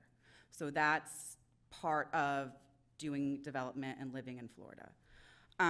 Beyond that, as it relates to littoral zones, I really do appreciate the work that the committee has done. I've been very supportive of this committee and what they have brought back in their advisory capacity. I would be okay with having a discussion about the slopes of the littoral zones, and I think in the staff's backup, some adjustments can be made through the land development regulations versus the comp plan. And I'm happy at looking at that to address some of those concerns, but I do have I'm not in favor of getting rid of littoral zones and the landscaping elements of those for multiple reasons. While they might not remove as much nutrients as other processes, when used in conjunction with those processes, they add to what is removed. They also create that necessary habitat for animals, whether it's just the little bunnies and raccoons that also need a place to go, or the birds or whatnot. But one of the main things that they do is they create erosion control and stability of those areas, especially if you want to talk about having a steeper slope. I think they're very important. There's many regulations that St. John's has right now in the county that we would like to have a higher standard than what St. John's is currently enforcing. So I don't necessarily think that it's something that we can't do and something that we should not think about. And quite frankly, I think that this county, we do have a high standard for certain things. I'm willing to look at relaxing regulations in certain areas, as that makes sense, but from a landscaping and aesthetic perspective, as well as the stability and erosion control, I think that what the littoral zones provide is very important. I don't think that people would just be happy with dry retention ponds in the middle of their developments. I wouldn't necessarily be happy with that in my neighborhood. So I think that there has to be a happy medium somewhere, and if we want to talk about the types and plantings of those littoral zones as well as the slopes, I'm fine with doing that, but I do think that we need to have a higher standard than what St. John's is requiring at this point. And I think that's what the purpose of our localities and our counties is. You take those overall state regulations and then you use those as a base to build your local regulations. Thank you. I'm going to follow you just because your view is, or my view is so remarkably the same as yours. So I'd hate to have to wait 10 minutes to repeat that after the other two commissioners spoke. So I can just replay back the last 5 minutes and I'm probably in just about the exact same spot. So yeah, thank you for what you said there. I'll just add to, I may be a little bit colored right now because as much as I like St. John's River Water Management District, the idea of relying on an agency's recommendations for Indian River County as a whole are certainly covered by what I look at as Florida Department of Environmental Protection's failure with biosolids. I mean, yes, some days they work well and some days they totally fail. So it needs to be something a little more sure than that. And I think we're also stuck with sort of two realities. I'm going to ask Rich if you can come back up here. I just want to, okay, he won't. So. To me, and this may be simple, it seems like there's two ways of, there are two different things that we're really talking about. One is stormwater, and it's the volume of water that's required to be collected over a period of time. And that doesn't matter whether it's littoral zones or non-littoral zones. Yeah, that's just a mathematical volume type thing. You have a certain volume, so that one's done. The second one then is the type of nutrient and other problem remediation that's done. And there, it seems to me that there are two different methods. You're going to get different results with different methods, but you're also going to get different results if you do the proper maintenance with one method and different results if you do the proper maintenance. And the BMAT thing is probably would take up more nutrients, but my guess is you're going to have the same maintenance problem with those after the initial nutrient uptake. I mean, I've just look at our own record at Spoonville Marsh, which hasn't been altogether wonderful on the BMAP, on that type of thing. Everything takes maintenance, and I don't think we, as Florida residents, have quite caught up with that. So I'm with you. I'm done. You might stay there in case one of the other commissioners have a question for you, but I'll go to Commissioner O'Brien. Mr. Chairman, also just, if you'd like, we have 3 recommendations here. Do you want to go to them? We'll go through them separately. Okay, that's fine. Just let everybody finish. So, as a native-born Floridian, I concur 100% with Commissioner Adams. We have alligators, we have snakes, we have disease-carrying mosquitoes, we have venomous spiders, we have lightning, hurricanes, tornadoes, all manner of things going on, but that's what makes Florida, Florida. And I think that one of the things that our county is, I still kind of consider us fairly rural compared to a lot of other counties, and I think that's part of the attraction, the draw, and so I understand the safety component, but at the same time, I think people need to be cognizant of what's out there in their environment, and I think safety is a big personal issue, and government, we can't regulate every single bad thing that might happen to someone. The other thing with doing away with the littoral zone, I think the littoral zones provide a physical and mental barrier, particularly to the landscape crews that are out there. Just to me, it does create that distance from the water body where they're not going to drop fertilizer, even though we have the ordinance that says they have to stay away from it. They're not going to go out there and leave a strip of 4 or 5 or 6 feet of grass that's eventually going to be turning brown and yellow compared to the rest of the stuff they're fertilizing. So they're going to go right to the edge. And I think the littoral zone has that physical, mental barrier from the water body.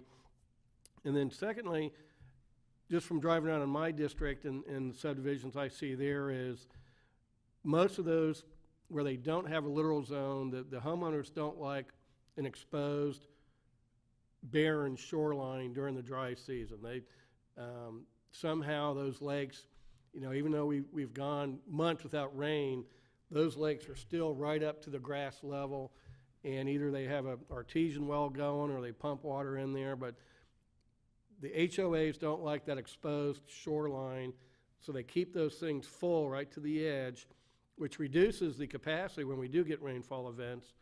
And so I think, again, with that littoral zone, and I think, you know, it's more a matter of finding the right plants, and I'm sure Dr. Baker and the Audubon folks can help out that, you know, maybe more native plants along there that can, are tolerant of changing water level conditions and things like that. So I'm in favor of keeping the littoral zones. I think I'm like Commissioner Adams and Commissioner Slaughter. If staff wants to look at maybe tweaking it a little bit, I could go with what, you know, they come up with this, a different slope or something like that. But I am also very positive I want to keep the littoral zone moving forward. Thank you. Commissioner Fletcher. Mr. Chairman, thank you. I guess that this could be the 4th chapter, but I'm consistent with the thoughts, and thank you, Commissioner Adams, for eloquently projecting all of those thoughts. You know, in listening to why do we need change, and I always look at where's the benefit of the argument, and it's very difficult to embrace the benefit. There might be room for some change, but the argument of the alligators and snakes, I live on a freshwater canal. I look at alligators and snakes just about every day, and they don't bother me and I don't bother them. We keep our distance, and yeah, there's a seawall and a fence and all that good stuff. And you know, in most communities that have that type of scenario don't necessarily have fences and barriers. There are 2 subdivisions. I know when I was in law enforcement, we got called, hey, we got a gator. I was told very clearly by the residents, leave the gator alone, he's ours. So people actually don't mind having the gators around so long as they're not nuisance. So I don't know where that argument is. As far as the VMATs, correct me if I'm wrong, are we not using VMATs already? Don't we use them at Spoonbill Marsh? And aren't they a high maintenance issue as well, as much of an issue as the littoral zones? Yes, we have used some BMATs at some of our stormwater facilities like Spoonbill Marsh.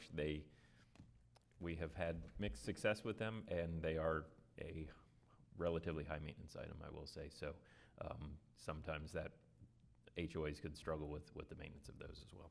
And I think it's more of a maintenance issue because then you'll have to be getting into the water by boat or by raft or wading in the water. Then there might also be some critters in the water that you don't want to be exposed to. So that's another maintenance issue. It's far easier just to maintain around the little zone and weed whack and take out the vegetative waste and go forward with that. So I'm kind of comfortable with what was done 9.5 years ago because it's what makes Indian River a little different. When you look at other areas that have conformed with what is perceived as the new scientific view, well, what they've done is sterilize the environment. And we are far more embracing and greener and warmer than many other jurisdictions. And I want to commend those who went forward many years ago and gave us the opportunity to adopt the littoral zone maintenance. I remember it was quite contentious then. It does not look like it's contentious now. It's an idea, a thought, but I don't support changing it all that much. There might be some improvement in the sloping or grading process in making it more efficient, but that's as far as I would want to see us make any change. Thank you. Well, there are 3 different recommendations here. I think it'd be easiest if we just went through them separately. I'll start with the first, and I understand that there is no PowerPoint to put the recommendations up there, so I'll do as best I can. Feel free to correct me if I make a mistake. Thank you, Mr. Chairman. The first is number 2, which is a policy for a cost-benefit analysis with future proposed changes affecting the development industry. The motion is to, the staff supports this recommendation, so I'll be happy. Move staff recommendation. We have a motion from Commissioner O'Brien, second by Commissioner Flesher. Any other discussion by the board? All in favor? Aye. The second one is number 4, which deals with landscaping issues, and this is the one with the palms, having some flexibility with credits for canopy trees. Move staff recommendation. Motion from Commissioner O'Brien, second by Commissioner Flesher. All in favor? Aye. Any opposed? Passes 5-0. And the third one is the littoral zones. Move that we do not approve recommendation. The motion is from Commissioner O'Brien to not approve the recommendation. Is that a second, Commissioner Flesher? Yes. Second by Commissioner Flesher. Any other discussion? All in favor? Aye. Any opposed? Passes 5-0. Thank you very much, Stan. Thank you, everybody, and thank you for the committee that brought this all forward. Mr. Chairman? Yes, sir. Just a question, so that if the rules aren't changed, how do we grant staff the flexibility to figure out these other options that Commissioner Adams suggested? Because if you go back and staff says, well, the policy is, how does that get worked into a new item or a bring back? Well, I suppose that we could probably say, if everybody wants to, that there was enough consensus to say that we're happy for staff to keep an open mind on this. And if they have some time and they want to look at if there's any better ways, there may be some aspects of the St. John's work that will help us do something better. So I think our goal here is to do things the best way we believe possible. And we understand that with the TMDL remediation and other remediation, that is a body of knowledge that's progressing. So I think we need to actually direct Public Works and Community Development and Utilities to do their best to keep abreast of that and regularly bring back to us the best management practices. So I think that staff should feel free to bring back whatever they feel are the best management practices and which will result in a better Indian River County. So if that's reasonable enough and loose enough and clear enough to Mr. Brown, I think that's pretty much what I heard today. Okay, I think so. We're good with that. Stan, thank you very much. We move now to Public Works, Egret Marsh Stormwater Park Tours. Good morning. Name and address for the record, please. And that's you, Alexis, not the big guy behind you. Well, he's going to introduce me, but I'm Alexis Peralta, Indian River County Stormwater Educator. Rich Berg, Public Works. Back in 2010, we put into service the Egret Marsh Stormwater Park. And this park was originally to be treating about 10 million gallons of water a day coming out of our stormwater, coming out of the canals, so that we could reduce nutrients going into the lagoon. As part of that, the park has really blossomed. It's come into a habitat for threatened species. We have DEP coming down and looking at wood stork habitat, and just they're amazed at how this park has blossomed into a biological and ecological resource. And so what we've done is Alexis has been really good about taking tours, getting the word out is what we're trying to do. Let's get the word out to the public that the county took this in 2013 and made it one of a really nice place to visit, to see how the stormwater systems work, see how it affects the environment. with that, I'm going to turn it over to Alexis, and we do have a PowerPoint, and we didn't want to be like Stan, so. Thank you. Good morning. Before we start, I'd just like the public to know that a week ago Monday, you received an award from the Pelican Island Audubon Society, so congratulations on that. Thank you, thank you. You as well, you also won your own award. Thank you. And Dr. Baker is here today, and they will be present in part of my presentation, so I'm glad you brought it up. So when people come out for a tour at Egret Marsh, of course we want to focus on the algal turf scrubber. So this was the design of Keith McCulley, my boss, the stormwater engineer. It is such an innovative project in reducing stormwater pollution, and we are still the only county that is utilizing this kind of process. So people are very fascinated to come out and learn about the algal turf scrubber and the fact that we are filtering 10 million gallons of water every single day from our local canal out by Egret Marsh. But it's more than that. When people come out for a tour, they have to understand that even though as the county we're really doing our part to help give us all a kickstart on preventing this pollution, they still have a personal responsibility to help reduce stormwater pollution on their own. And I like to give them a quick little summary over how they can do that between following the fertilizer ordinance, picking up after their pet waste, reducing chemicals in their yard, etc. So it's not just about the filtering process at Egret Marsh, but it is hopefully an empowering speech on how everyone can do their part to help save the lagoon. So here's a map. Everybody has seen Egret Marsh. I think that's here today. We have a very small parking lot. We do limit tours to 15 people maximum, not including myself as the tour guide. This is due to safety issues and the fact that the park is not open to the public, but I give them a quick map so they know where to park, and we actually start the tour right there in that parking lot looking at the algal turf scrubber. So that's the big concrete looking box at the top of the diamond, and then the tour continues around what looks like a large lake, which is actually a series of polishing ponds. So we talk all about the algal turf scrubber at the top of the algae mat and then down at the screen, and how we utilize that algae after we've harvested it.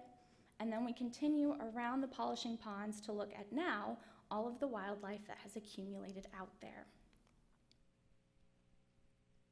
So we do call Egret Marsh a stormwater park and wildlife sanctuary. And that's because due to the limited natural Florida wildlife in our state anymore, all of our man-made ecology that we've created out there has really attracted a lot of these species of birds, reptiles, mammals. I just saw 2 otters out there a few weeks ago. It was really exciting. And now we have a lot of specialized groups coming out here to not only learn about the algal turf scrubber, but specifically to see our wildlife. So just a quick run through of the specialized, threatened species of concern birds that we have out there. I put together a few slides. We have 2 juvenile bald eagles flying over lately that have been kind of like the ooh and ah of everyone that comes out. The snowy egret is special concern. The limpkin, these 2 are out there year-round. They had a baby last year and it was successful. We have the roseate spoonbill, the little blue heron, osprey, which are actually of special concern even though we see them everywhere, and then the sandhill cranes. And if you noticed in the slide 2 back, at night, the sandhill cranes utilize the algal turf scrubber mat for roosting, and I have stayed till sunset before, and you can count as many as 150 cranes in one night all together on the mat with other bird species, but the cranes just overflow the place. It's amazing. So we also have tricolor herons, white ibis, the wood storks, which DEP Aquatic Preserves came out to check for nesting, and they were also just blown away at the habitat that we've created for these guys. And then occasionally you'll see the crested caracara flying over. So just since November, we have had over 200 people come and tour Egret Marsh. Now that may not right off the bat seem like a lot of people, but when you limit to 15 people per tour, last year we maybe had about 150 people on tours total at Egret Marsh. This is just in 4 months that we've now had 226 people, and half of them are actually due to our partnership with the Audubon Advocates. So they're an after-school program of 5th graders from 5 Title I schools in the area, and I actually get to see them for 2 weeks straight. So the first week I go out to the Audubon House, and I teach them all about stormwater pollution. We use the Enviroscape model. They learn how they can help save the lagoon. And then for the second week, they come out to Egret Marsh to see what is the county doing, what do I do for my actual job, and they learn about birding and nature photography. So they get it all at once. And the kids love Egret Marsh. It's really inspiring to see them get so excited about a place that we've created like that. We've also had Pelican Island Audubon birding classes, the Harmful Algal Bloom Committee, the Clean Water Coalition, IFAS extension agents from all over Central Florida. We've had the DEP Aquatic Preserves, and then many private group family tours come out. And all of them, even the birding groups, you know, they may originally think they're coming out there just to look at birds, but they get the whole stormwater spiel in it too. And I sneak it in there on our walk around the whole facility. And it's amazing that the amount of questions that I'll start getting about fertilizer and dog waste and different aspects that they didn't realize they were coming out to get educated about. So this is our flyer on the right-hand side. I laminated it and put it on the table out in the front in case anybody wanted to take a picture. Wish I'd got the big pickleball group because that would have been a lot of tours to take on out there. But, and then as you see, it's really a beautiful walk. It is probably my favorite nature space in Florida that I've ever found. I love that I get to work at such a beautiful facility and take kids and adults out there to help inspire them with nature and stormwater. So that is our tour. Thank you very much. Thank you. Any questions for Alexis? Just great job, Alexis. I do have a question for Rich, though. Related to this, Osprey Marsh in Acres. Any update on when that will be complete? Never heard of that project before. Okay, good. I'll let the good folks at Timber Ridge know that. We're shooting for the end of April. Contractors had a little problem, so we're hoping to be done at the end of April. End of April, okay. Yes, sir. Very good. And I've actually started tracking the trails with Keith out at Osprey Acres, and we're working on educational signs to get out there, as well as how I will give a tour at such a large facility, so I'm really excited. Okay, great. And I'll note that Rich drove me out there a few weeks ago, and that is going to be a tremendous facility. Yes. When it's open. It's going to be wonderful. And one of the nice things staff's excited about is that we'll be able to have that open to the public. And Alexis has done a great job with these tours and everything, but it's restricted based on the what we have there.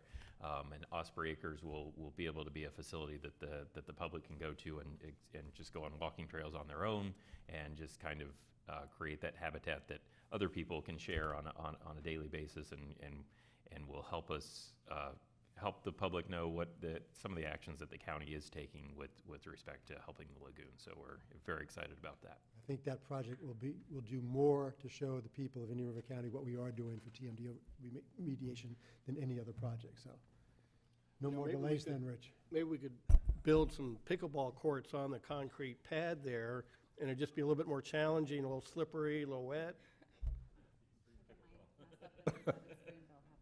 Yeah, some ideas we just don't need to implement. You guys just need to be more open-minded and creative. Yeah. Sounded like, yeah, there's thinking outside the box, and there's just. We will move on now to utility services. Thank you very much. Thank you.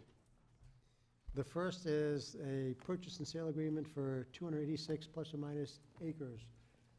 Mr. Burke, good morning. Good morning. For the record, Vincent Burke, Director of Utility Services. We have before you an agenda item for the purchase and sale of 286.14 acres west of 82nd Avenue, just south of our West Regional Wastewater Treatment Plant. So I don't have a presentation that is lengthy, but I do have a slide that I'd like to go over.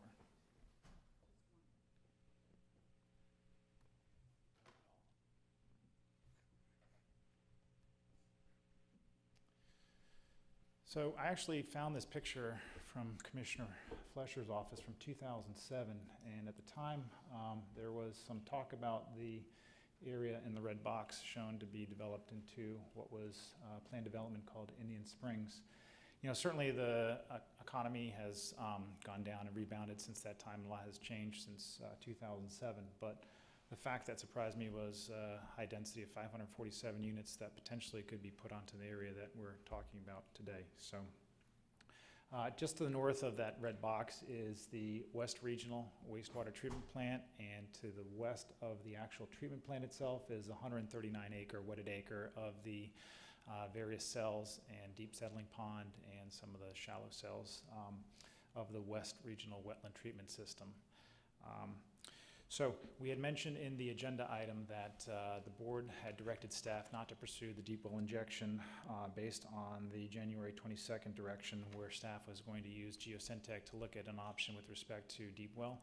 And thus, we are looking to diversify our reuse portfolio so that in normal times we can send that water east to the golf courses, and where we have the ability to move that irrigation quality water to be used for purposes other than pulling out of the groundwater, but certainly during some heavy precipitation events or when we have influent flows that come in, we do need to be able to treat and then perhaps store that water. So in theory, we're looking to be able to purchase the area that's shown in the box. 2 of the parcels are within the urban service area.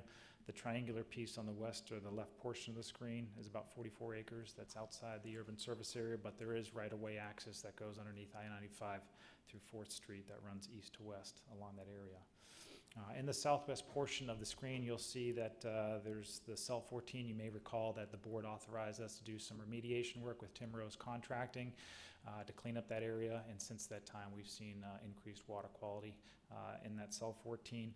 But just at the overflow section of cell 14, there are infrastructure for a proposed pump station that could be used if the purchase and sale goes through.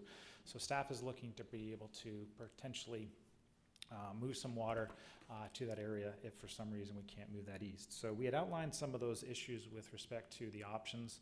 First, to obviously take on additional flows with potential septic to sewer increases, and with the large growth that we've experienced in the south part of the county. I think I mentioned in the agenda item that we've experienced about 150 new meter installs a month for the last 18 months or so, and those are new units that are coming online. Secondly, we talked about the wet weather disposal, but third, we wanted to look at the possibility that in the days that we're sending water east in such times as April and May, when we have some dry conditions, we can't supply enough reuse water to these golf courses for irrigation purposes. There might be an opportunity to perhaps pick up that canal water, like the different scrubber systems that we have at Egret and other places, to be able to clean that water from a TMDL standpoint and to be able to quantitatively track the nutrient reductions for the water that comes in based on the concentration, the volume that's put into that spot versus any outfall that may go back to that canal system. We had mentioned that there were some comprehensive plan policies that had outlined with respect to the recreation open space, to specifically turn your attention to policy 2.3, that the county shall give some parkland acquisition priority to an area south of State Road 60 and west of 43rd. Certainly this area fulfills that policy requirement in the comp plan, as well as policy 5.2, looking at capital improvement projects to be evaluated ranking and the sanitary sewer sub-element according to 3 priority level guidelines that I had outlined in the agenda item. So with that being said, we had worked with the county's attorney's office, so big thanks to Bill DeBrawl for helping with that, as well as Mr. Jerkins, who's the premier representative, to be able to get to a point where we can present for board consideration the purchase and sale agreement of 286.14 acres, made up of 3 distinct parcels that are within that red outline that's up on the screen. That does have a 90-day due diligence time period attached to that. There's another agenda item, should the board move forward with this process, that we would have a due diligence with respect to the land use, geotechnical information, and a limited site 1 survey to find out if there's any issues with respect to this proposed project. We had outlined some of the funding options. Just go over that real quick. We had some funding options outlined in the comprehensive CIE and a 5-year plan. We'd worked with budget to try to amend that, moving it forward, or at least accelerating that process a little bit sooner than expected.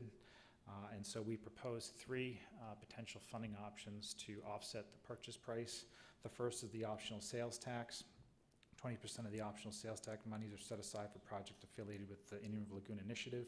specifically the TMDL reductions they had spoke about to bring in the canal water for the dissolved nutrient reduction. Secondly, the park impact fees are available for a Western Corridor Park of up to $1 million budget in the county CIE. That's again in fiscal year 22-23. And lastly, the utility impact fees due to the additional growth that has come onto the county with respect to the demands that are going to be placed on there. So we'd outline those account numbers and the three distinct options that make up the purchase and sale price of $4.8 million. We've attached a copy of the purchase and sale agreement to the back of the document. And again, I will note in the agenda that there's a 90-day due diligence process. So we would hopefully come back before that time to the board with a summary of finding to update to the board of what we did or did not find prior to that 90-day expiration. And then the board would either vote at that time to move forward, in which case their 90-day time period would expire and the closing would happen shortly thereafter, or there's an Exhibit B that is attached, and should the board decide for some reason not to move forward, they would execute that Exhibit B, which would in essence just terminate the agreement, and we would be out of pocket for the due diligence costs. So a lot of information with respect to this property, but certainly would like to entertain any questions that the board may have at this time. Thank you. Any questions for Mr. Burke? Anyone? I've got one, well, first one sort of the funding issue, which I discussed with Mr. Brown before. To me, this is a necessary project, especially since we, and as a strong one for it, reject the idea of a deep well injection. I just believe that's a future problem coming down the pike. But for me, the driver of this property purchase is to avoid having a stranded asset, which is the West Wastewater Treatment Facility. Right now, as my understanding is, we have a capacity of about 6 million gallons a day, but we only use about 2 million gallons a day. And the limiting factor of that is basically the permit that we have with DEP. And we would blow the permit if we were going much more than 2 million gallons a day. So by buying this property and developing it so that we can use it to put in the water on wet days, we basically will be able to move usage up to 4 million gallons a day, maybe 5 and maybe 6. So that's the driver of it. But 45% of the purchase price is going to come from optional sales tax, which for myself was more designed for actually the real TMDL projects. So I just wanted to see if the county administrator thought that there might be another reasonable percentage breakdown on this. Right, to the chairman's point, we had, and that's on me, we had contemplated 50-50 on this as far as the split between the sales tax and the utility fund, but I would agree that the primary function is making sure that the wastewater plant can achieve its full capacity. I think it has as a side benefit that we could treat some canal water and make it work as a stormwater project as well, but that would definitely be secondary to the utility function. Staff would be agreeable, instead of we've got 45% from sales tax, 45% from utilities, and 10% from the park impact fees. Instead of the 45-45, perhaps a 60-30 split there, 60% from the utilities funds and 30% from the optional sales tax with the 10% from the parks impact fees, with the mindset that this could also be used as a passive recreation park type facility with walking trails and things like that. But it'd be a 60-30-10 split. Staff would agree that would be more appropriate than the 50-50 type arrangement. Thank you. I just feel much more comfortable with that, and certainly we can come back later if we design it, if we do get the property and it is designed, and we are able to draw more water out of the canal, and we can do things to design it for more nutrient removal. I'm all for revisiting the use of the optional sales tax for that, but I think that would be better. So all in all, I think it's a great project, but I certainly can't make a motion, so. Mr. Chairman, I think it's a great project, and I think we should move swiftly to go in this direction. Looking at the burdens of wastewater and what we're up against and what Vinnie was directed to do, I think mission accomplished.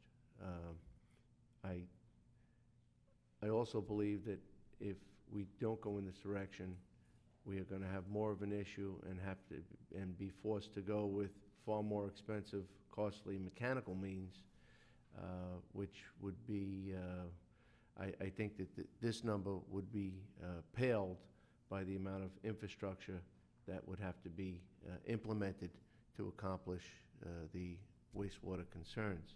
So with that, I'll be happy to make a motion to direct staff And I'm recommendation.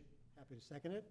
Any other discussion? Commissioner Zork. Yes, under the use of the park impact fees for a passive recreation component, and looking at the grand layout of this, you know, down at Dick Bird Park, we have kind of the Wiggins kind of open field area. Placement is if it's all just passive, that's nice, but if there was actually a little set-aside area for a future something amenity, I don't know what it would be. I mean, you're looking years down the road, but to possibly keep that in mind, so it has both a passive application and some other recreation component with it, whether it's, you know, swings for kids while mom and dad's walking the trail or whatever, and obviously some area for parking to support the recreational use. Thank you. Any other? You know, pickleball courts in that western, west of 95, you got all the room you need there, just You saying. actually have them on VMATs.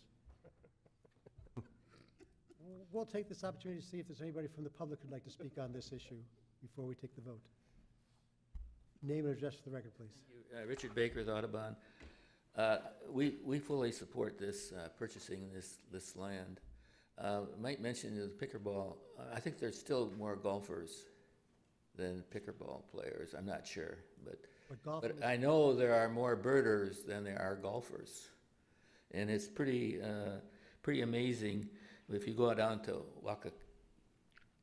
Wakakota Hachi wetlands in Delray and see the huge number of people that are coming there to see the island. And we just heard Alexis talk, who does a terrific job, by the way. You're really exciting to have her there.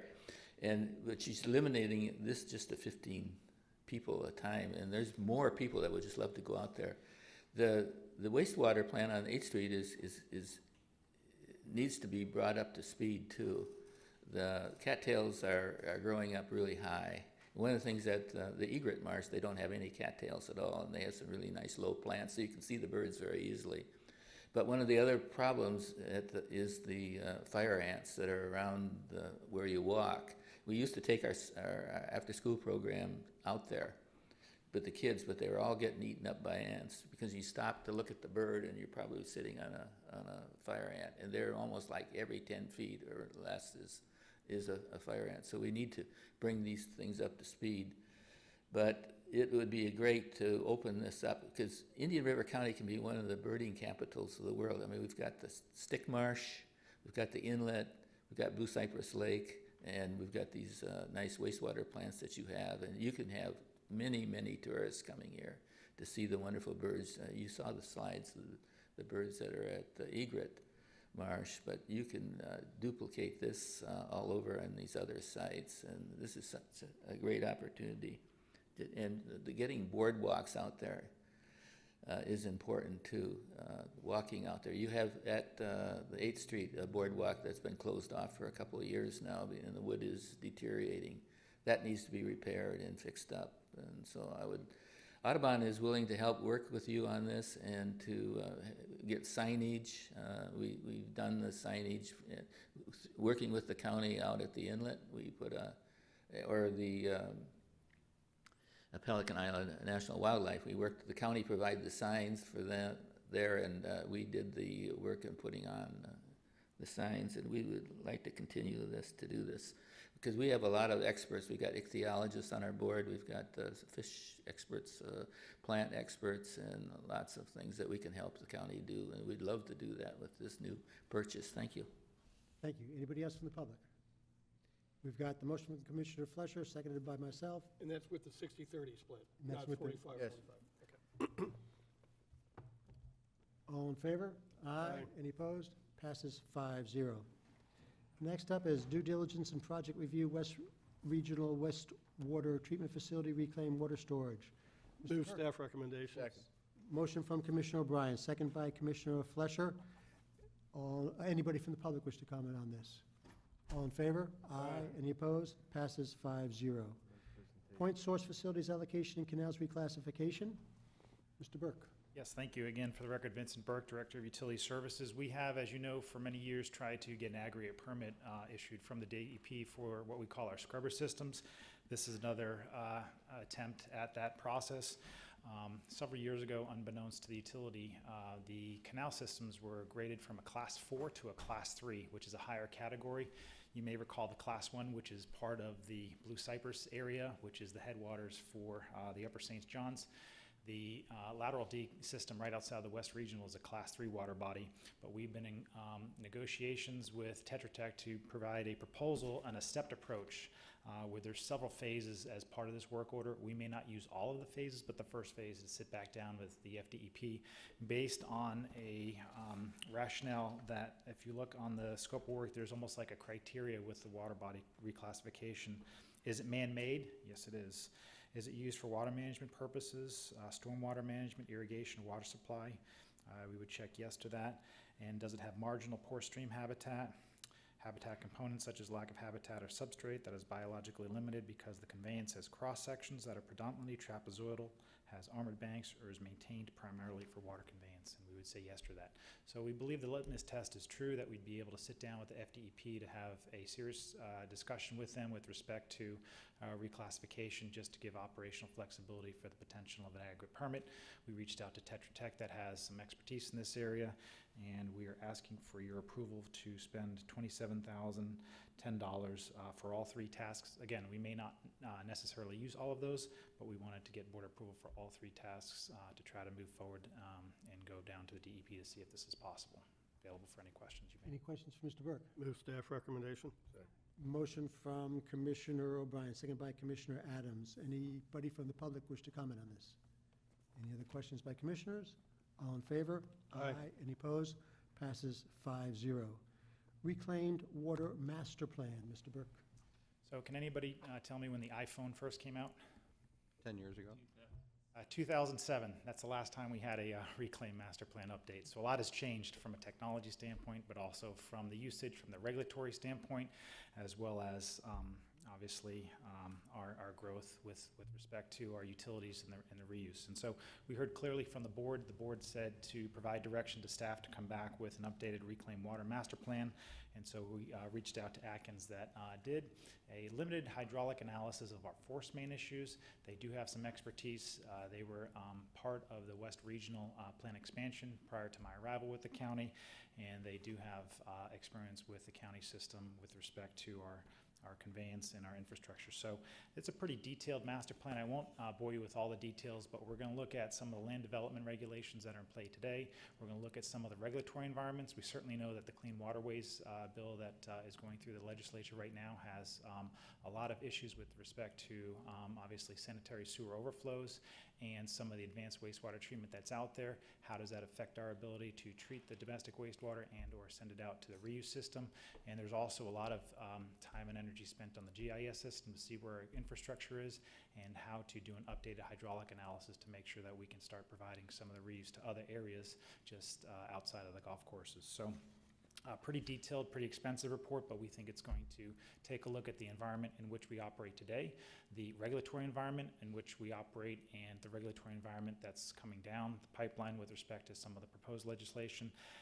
Put together an updated hydraulic analysis of our system, and then do a technical memorandum summary of findings with some costs associated with some of the projects that may be needed to develop the purple pipe, so to speak, where we have it today versus a pressurized system that might also be used. So staff is looking for board approval to spend $174,909 to hire Atkins under the CCNA agreement, and certainly available for any questions that the board may have with respect to this item. Thank you. Mr. Burke, if we board approves this today, when do you think it'll be done? It's, I believe, several month process. I believe it's 5 to 7 months. I don't know if there's a detailed notice to proceed that was in the attached scope of work, but we did have a preliminary schedule that was on here.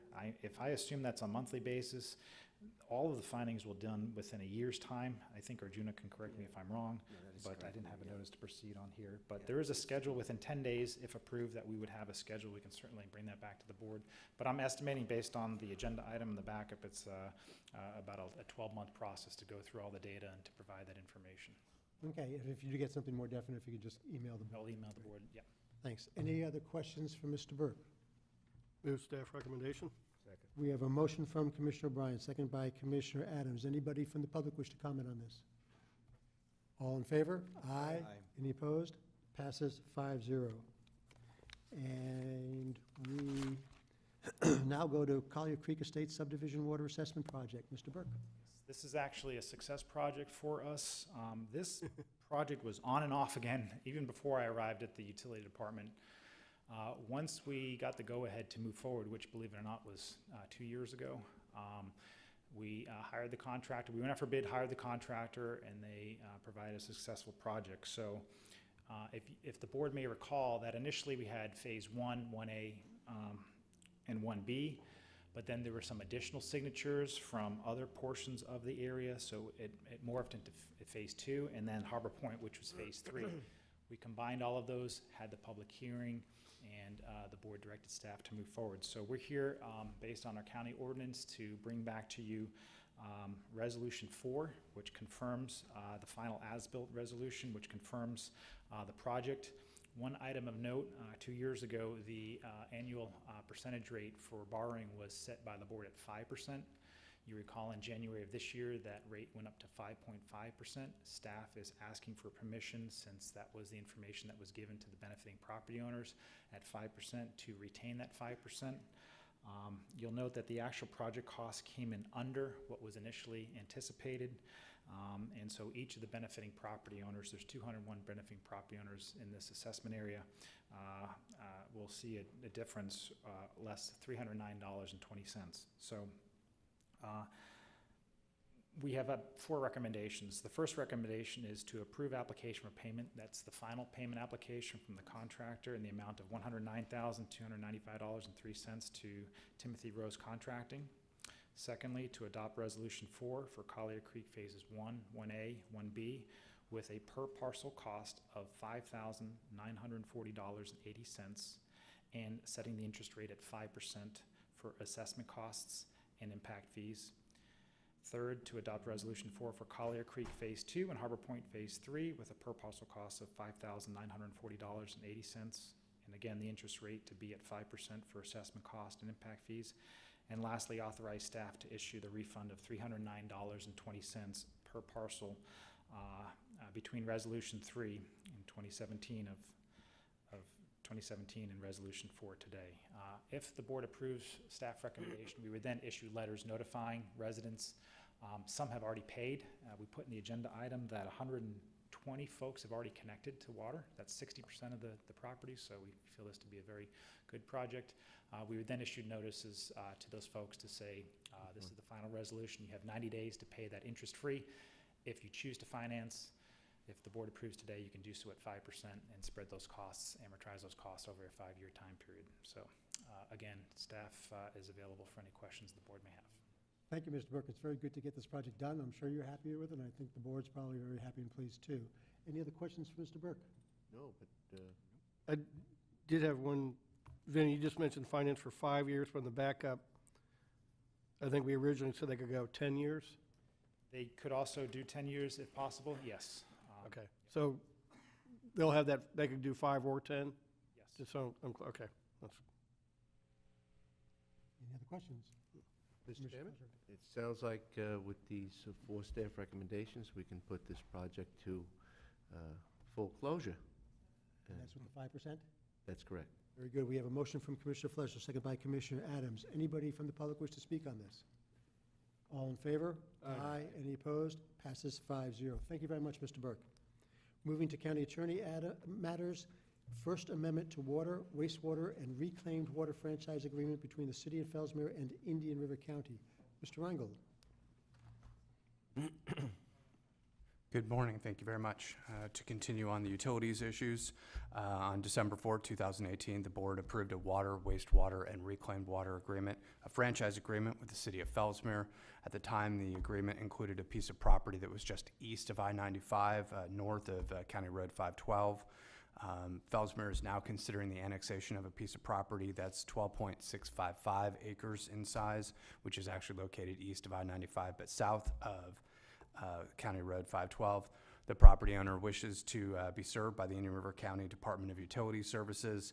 Therefore, the county attorney's office is simply bringing this first amendment to that franchise agreement, which would then incorporate this piece of property into the area that would be served by Indian River County. Please note that the first amendment will not go into effect until after the property is actually annexed into the city of Fellsmere. And with that, I turn it back over to the board for any questions. Thank you. Any questions for Mr. Reingold? Just, or Jason, do we have any issues expanding the service to this area, or is it? No, utilities has infrastructure in place and can provide service there. Great. Move staff recommendation. Motion from Commissioner O'Brien. I'll be happy to second it. Anybody from the public wish to speak on this issue? Any other last comments from commissioners? All in favor? Aye. Any opposed? Passes 5-0. Thank you very much. Thank you. We move on to Commissioner Matters. Commissioner O'Brien. Thank you, Mr. Chairman. I have on the agenda here a request. It's kind of a partnership with the Learning Alliance, the Moonshot Moment folks, and the school district. In the backup is a letter from board member Barenborg, and basically you can see in the backup they're putting together a big kind of an educational, environmental event. And one of the things they were requesting was the ability to paint a mural somewhere on the grounds of the main library. And I'll let Mike and staff kind of give the details of where staff is on that, but this is just a request for them to be able to paint the mural. And with that, I'll just ask Mike to. Sure. Thank you, Commissioner. Michael Zito, Assistant County Administrator. With me, I have the pleasure of introducing formally our new Director of Library Services, Ms. Tracy Weeking. Welcome, Tracy. Fortunately, she had a nice opportunity to observe our staff, the quality of our staff, and our officers and commissioners today in action, so it was a nice orientation for her. We have received the request. We've sent a representative to some meetings. Of course, we're concerned about the possibility of an outdoor mural was something the library system or the county has not experienced in the past. So of course we've expressed a preference to accommodate the request indoors. I'll let Tracy elaborate on some of the concerns that we've experienced. When this matter was first brought to my attention, we agreed that we would be more than willing to host a temporary mobile mural for this project and to also let them have it on the lawn of the main library. Our concern with having it be on the outside of the building is this could lead to further requests from other groups wishing to paint on the outside of the building, maintenance and upkeep of this, and the fact that it is outside where we could not protect it in any way. If it's inside and it's mobile, we can make sure that it's not going to be tampered with, it's not going to have any type of vandalism to it, and it can be protected from the elements as well. Our other concern is how long will the mural be on the outside of the building? Are we going to be allowed to paint over it in the future if need be? This is why our suggestion was to have it be mobile and temporary, and we are more than happy to display the mural in the library. Thanks. That it? That is staff's concerns, of course, subject to review by the City of Vero Beach. If the board's preference is to accommodate the outdoor request, we would need to go through that process, and similar to a temporary use permit for the event itself, and then the whatever code regulations may apply to outdoor murals on buildings. So, Tracy, what would be staff's preference? Do you want a mobile outside mural or inside wall that would be more permanent? Our preference would be for them to paint it at their event outdoors on a mobile display and then move it into the library for a period of time for temporary / permanent display inside the library. Perfect. Okay. Well, Mr. Chairman, I'll make the motion that we approve the request as per staff's recommendation of the mobile mural. I'll be happy to second that one. Okay.